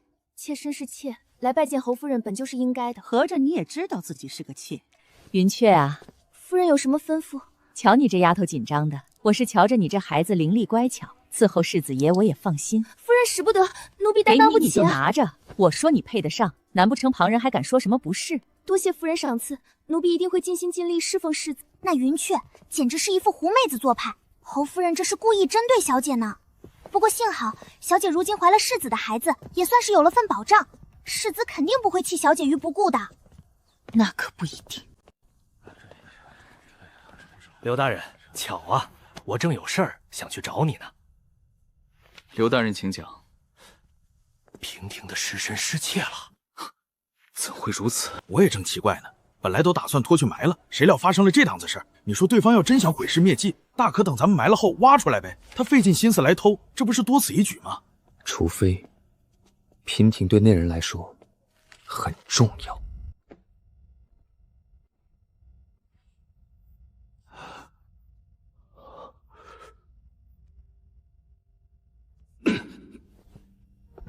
这小子怎么还没出来？该不会是睡着了，没人叫醒他吧？你可别胡说，阿燕和我保证过，这回他绝技不会再睡着了。二少爷行事一直这般吗？那是，我们家二公子向来狂放不羁。阿弥陀佛，这题实在太难了，究竟是哪个先生出的？我想登门拜访，给他提点土透产。哎，好兄弟，咱们明年再会。想得美，谁要和你再会？那张卷子你没看？你可太看得起我了，那么多我怎么背得下来？况且我觉得你说的对，咱们不能干这么缺德的事儿。还算有点出息。那可不，好歹我来参加了，落了榜我娘也高兴。季小公子虽败犹荣。阿燕，臭小子磨磨蹭蹭干什么呢？哎呦，成了家的人就是不一样。去吧去吧，我一个人走路回家也可以的。先走一步。至于搞这么大阵仗吗？我又不是找不到回家的路。来接你就偷着乐吧。夫君感觉如何？这个嘛，没事，儿子。咱一回考不上，还有下回吗？你心里不要有太大压力。失败是常有的，之前有个人50多岁才考上呢。骗你们的，这回发挥不错，可以说是展现了本公子真正的实力。没事的，儿子，娘不怪你。咱们辛苦了这么几天，回去吃点好的。我真觉得这回不错。瞧瞧，这是累出幻觉了。夫君这是做什么？果真有人泄题哦！我刚拿到那考卷便察觉到不对，上面的题和之前季无极送来的高度重合，这是有人故意泄露考题以此牟利，是严重舞弊。他们怎么敢？若是被捅了出去，相干人等罪责难逃。还好夫君并未参与其中。可是如此大规模的舞弊，本次科考成绩很有可能集体作废。夫君是怕我会觉得失落。夫君已经竭尽所能做到最好，至于其他意外，咱们没法提前预知，我怎会因此怪你？你不觉得在我这个废物身上浪费的时间可惜？我不觉得夫君是废物，更不觉得在你身上的投入是浪费时间。所以迟燕，你也不要妄自菲薄。二弟这是要出门？是啊，大哥要一起吗？听说这次秋位考题不简单，二弟可有把握？我觉着还成吧。也罢，这回不行，还有下回。听说大哥最近得了个通房，不愧是大哥，恭喜恭喜啊！有什么可喜的？二弟年纪也不小，成全也有大半年，是时候要寡子嗣，让自己成熟稳重起来。大哥这话有些想当然了，思想本就不成熟的人，有了孩子就能立马成熟起来，不知道的还以为孩子是什么灵丹妙药。再说了，这事儿哪能我一个人拿主意，还是得看唐宁的意思，主动权在他呢。正所谓能者多劳，大哥你想生就多生几个，祝你一胎生8个。姑爷也是被憋恨了，瞧这2天总往外头跑，天色擦黑才归来，准是又去哪儿潇洒了。我看未必，他归家时身上并无酒气，出去也不曾带着他的宝贝蛐蛐。找我出来干什么？约架是吧？说的好像你打得过我似的。看不起谁呢你？今天不约架，带你瞧点有意思的。说话就说话，谁准你和本公子勾肩搭背了？你给我把手撒开！迟燕，你又背着我姐干什么呢？哟，小舅子，你们俩到底什么关系啊？看不出来吗？互相看不顺眼的关系啊！迟燕，今日你若不给本公子一个说法，我就把你的脑袋摘下来当蹴鞠。萧大公子别这么大的火气啊，急什么？我们一定要这么鬼鬼祟祟吗？你到底想搞什么鬼？废话，你见谁跟踪还光明正大？可我们为什么要跟踪唐旭？他不是你朋友吗？一会儿你们就知道了。3位公子，小本生意，别挡着我做生意啊！3位到底买不买啊？不买就不能看了？对啊，谁规定看了一定要买？我这卖的都是姑娘家的玩意儿，你们3个大男人跟变态似的往这一杵，谁还敢过来？给，把嘴闭上！他要走了，跟上。唐旭什么时候跟孙二关系那么好了？2人居然还有说有笑的，是不是你搞的鬼？他收买了他。好你个迟燕，我就知道你今天叫我来没安好心。公子手下留情，咱们这是小本生意啊。本公子有的是钱，又不是赔不起。你小时候是不是发过高热？你怎么知道？那就不奇怪了。迟燕，你什么意思？别想转移话题。这都听不出来，他说你脑子被烧坏了。小舅子，下回不可这样直白。你们两个搁这一唱一和，一伙的吧？谁跟他一伙？这不是显而易见吗？我小舅子不跟我一伙，难道还跟你一伙？如果真是我让唐旭收买了孙思言，为什么还要带着你来看这一出好戏？而且你别忘了，孙家可不缺钱。那孙二为什么要背叛我？我也想问，唐旭为什么要背叛我？指不定是你缺德事儿做多了。那照这样看，你缺德事儿也没少做。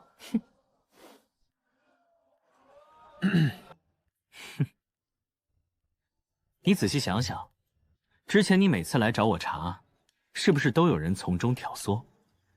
比如昆山玉那次，还有平亭姑娘出事那晚。那日我听孙二说，五福斋出了块稀世奇玉，名为昆山玉。最重要的是，娉婷姑娘对这块玉很是中意，于是我才想着去瞧个新鲜。我也是听唐旭和季无涯说，昆山玉100年难得一见，他们知道我对这稀罕玩意儿向来感兴趣，必定会凑这个热闹。娉婷姑娘出事那晚，她也曾提议去看看，还说你肯定也会去。我自己都不知道我肯定会去，她是如何知道的？必定是有人事先给她递了信儿。这两个狗东西背叛了我们，还故意挑拨我们的关系。可不是如此，这分明就是把萧大公子您当傻子，岂有此理！你拦着我做什么？你现在过去质问，无凭无据，他们就会承认吗？当街闹事，还要被京兆府请去喝茶，当心你爹先打断你的腿。那你的意思是我就要咽下这口恶气？懂不懂什么叫智取？不懂。你想要报复呢，光是揍他们一顿哪里够？对付这种人，就要摧毁他们最在意的东西。那我怎么知道他们在意什么？孙二家中有个庶弟，才情品行皆胜于他，他最在意的就是他这弟弟压过他一头。至于唐旭嘛，他最在乎的是出人头地，功名利禄。你们是什么人？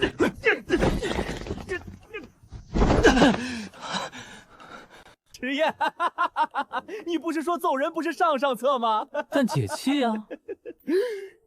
你小子心可够黑的。成了，本公子回去了。别以为有了今日的事，我就会和你冰释前嫌。你想借刀杀人？小舅子，别说的这么难听啊！你给我起开！谁是你小舅子？别怪我没提醒你。就萧玉那猪脑子，能不能办成还不一定呢。放心，我自有其他准备。小舅子人怪好喽，多谢提醒啊。看来咱们还是来晚了，要不找个地方坐会儿？不必，其他地方想必也人满为患，这会儿功夫还是等得的。其实我一个人来也可以，没必要累着你专程跑一趟。不妨事，我从前只听过张榜那日的盛况，托夫君的福，倒是头一回见，瞧着也颇觉热闹。这个嘛，反正结局已定，倒不如放平心态。夫君说的在理。让我来瞧瞧，这前3名花落谁家？快念念看有没有我的名字。金魁、唐旭。唐旭？怎么会是他？他学问什么时候那么好了？撞了大运吧？亚军楚明玉。恭喜叔叔！多谢诸位。解元是迟燕。迟燕怎么可能中解元？他能中个举人都算是烧高香了。这白纸黑字写的就是迟燕的名字，我还能认错不成？恭喜夫君高中解元。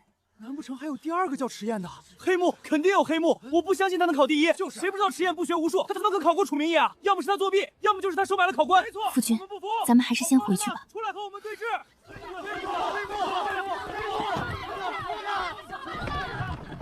夫君，方才那些人的话你别往心里去，是非曲直，自有人会查明。放心，这种话我都听习惯了，不会往心里去。二公子中了解元，二公子中了解元。你确定没听错？回夫人，满大街上都这么传的，应当是错不了。他怎么可能中解元？就迟燕那样，能中解元，别是作弊了吧？他一个不学无术的败家丫鬟，这一下就考了个解元回来，这不是明摆着告诉别人这里面有古怪吗？你去门口盯着，待迟燕回来后，让她来芙蓉院。你说什么？我没听错吧？夫人，您没听错，咱们二公子中了解元。这解元是第几名来着？夫人，解元是第1呢。我儿考中了解元，这臭小子这回可真是为老娘争了口气。赏，都重重有赏。多谢二夫人。现在先随我去府门口迎接少爷和少夫人。臭小子，这回真给你娘我长脸。还成，没丢脸就行。唐宁，这些日子也辛苦你了。都是一家人，娘说笑了。走，咱们今天晚上必须吃顿好的，庆祝一番。二夫人，侯夫人请二公子去一趟芙蓉院。哟，燕哥回来了。夫君，听说你考了个解元回来。回祖母，孙儿承蒙祖上庇佑，也算是不负您殷切期盼，侥幸中了解元。迟燕，你好大的胆子！你可知道科举作弊是什么罪名？你这是想拖上整个池府给你栽赃吗？老夫人，你有什么证据证明阿燕是作弊？若不是作弊，就凭你儿子的能耐，能一举考中解元，为何不能？阿燕她也是12岁就中了秀才的。弟妹，你莫要太过激动，母亲也是怕燕孩一时糊涂。祖母、大伯母，这科举名单可是经过礼部审查，这才张贴了出来。若夫君当真名不正言不顺，礼部的人也并非是傻子，您觉得呢？我也好奇，寻常时候报喜的人这会儿已经登门了，为何如今却迟迟不来？不好了，不好了，老夫人，侯夫人，听说那龙虎墙上的皇榜被撤了下来。礼部的人说，刚查出有人科举舞弊，考试前恶意习题，贩卖给考生。混账！眼瞧着东窗事发，你还不承认？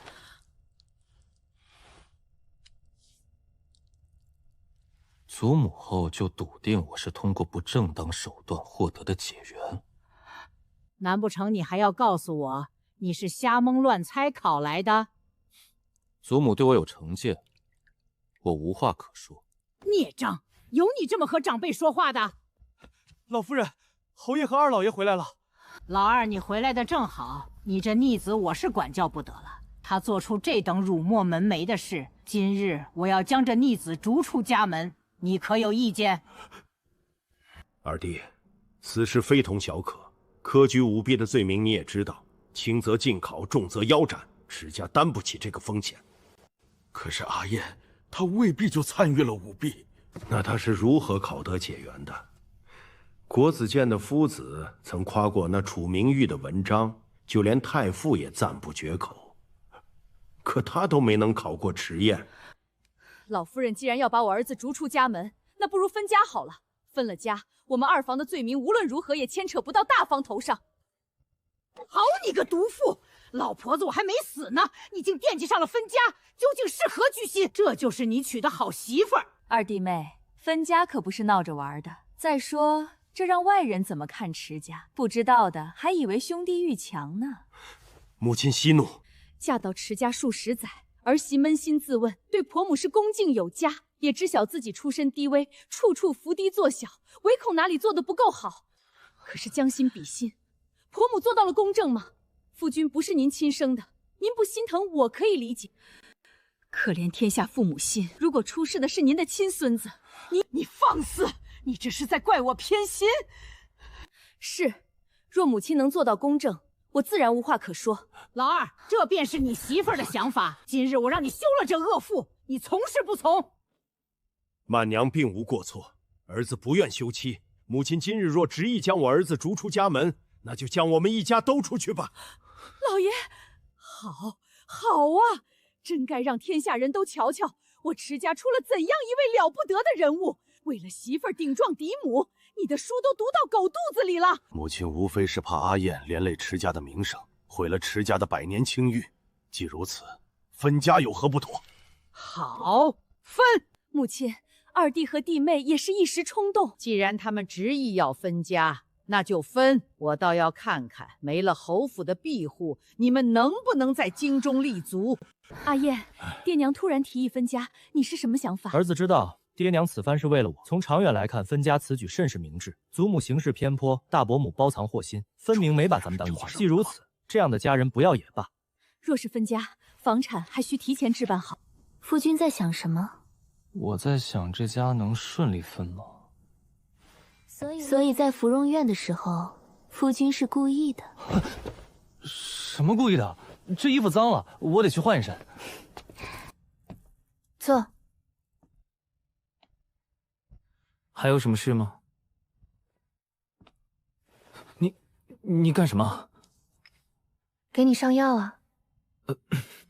哦。这回是热茶，下回若是别的什么，夫君也不躲吗？我又不傻，而且你不是也想分家吗？夫君怎么知道？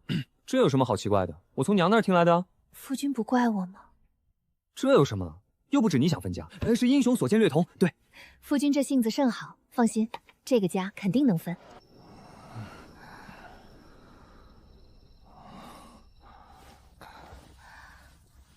受了委屈便找娘，倒也是小孩子心性。不争了，娘，我不争了，也不去考试了。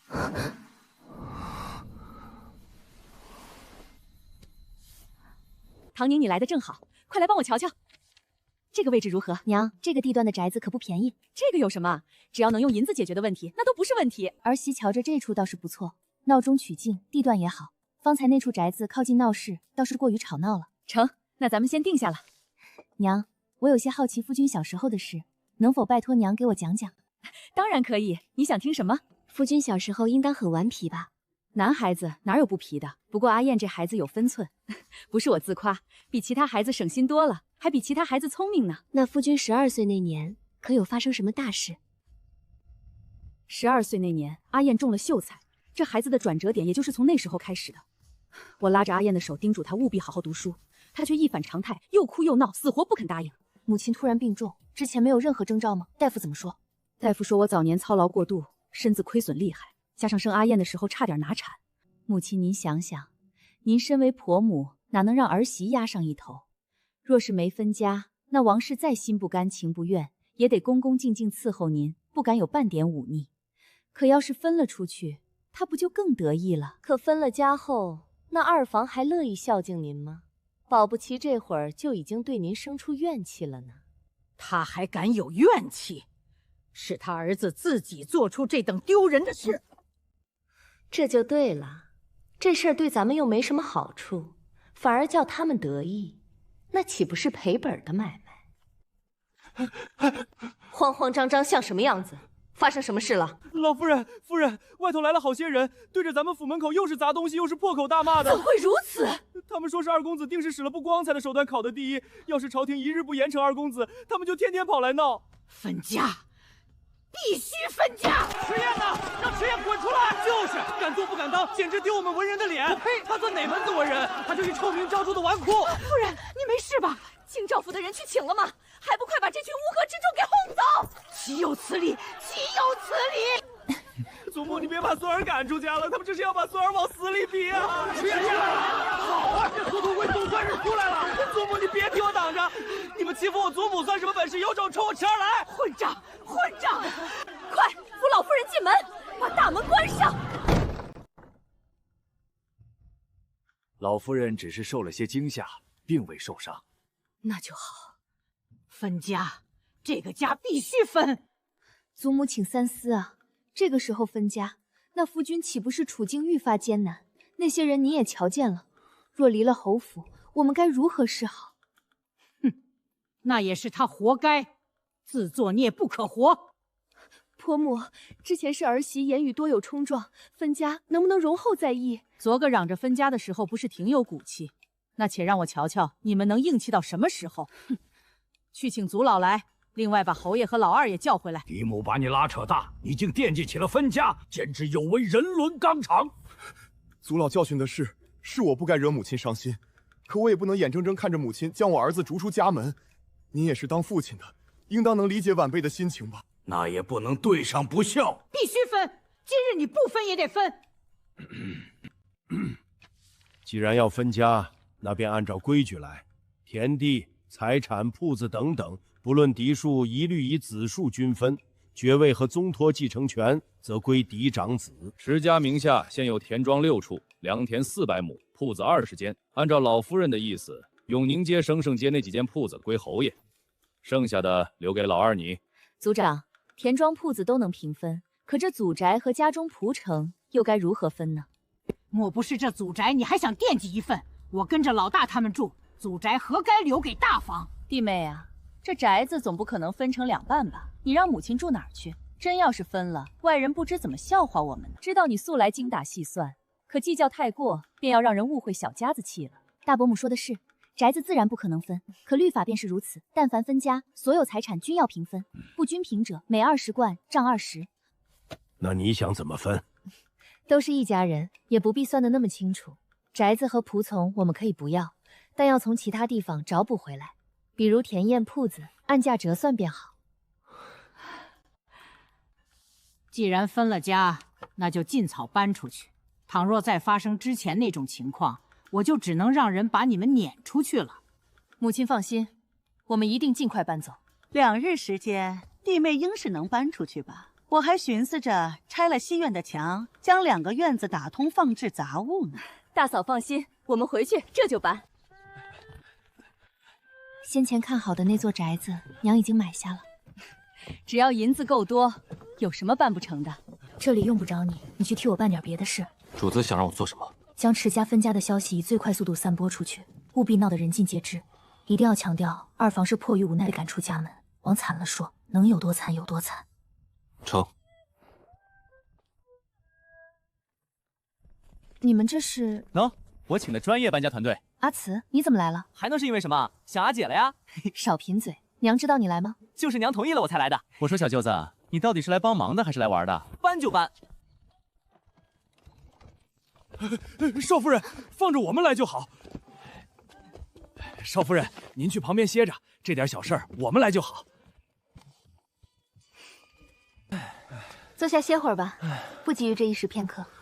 小舅子，体力可以啊！哼，本公子哪都可以。我听说科举晚毕一案，礼部已经有了眉目，估摸着要不了多久，处罚结果就会下来了。那是好事啊。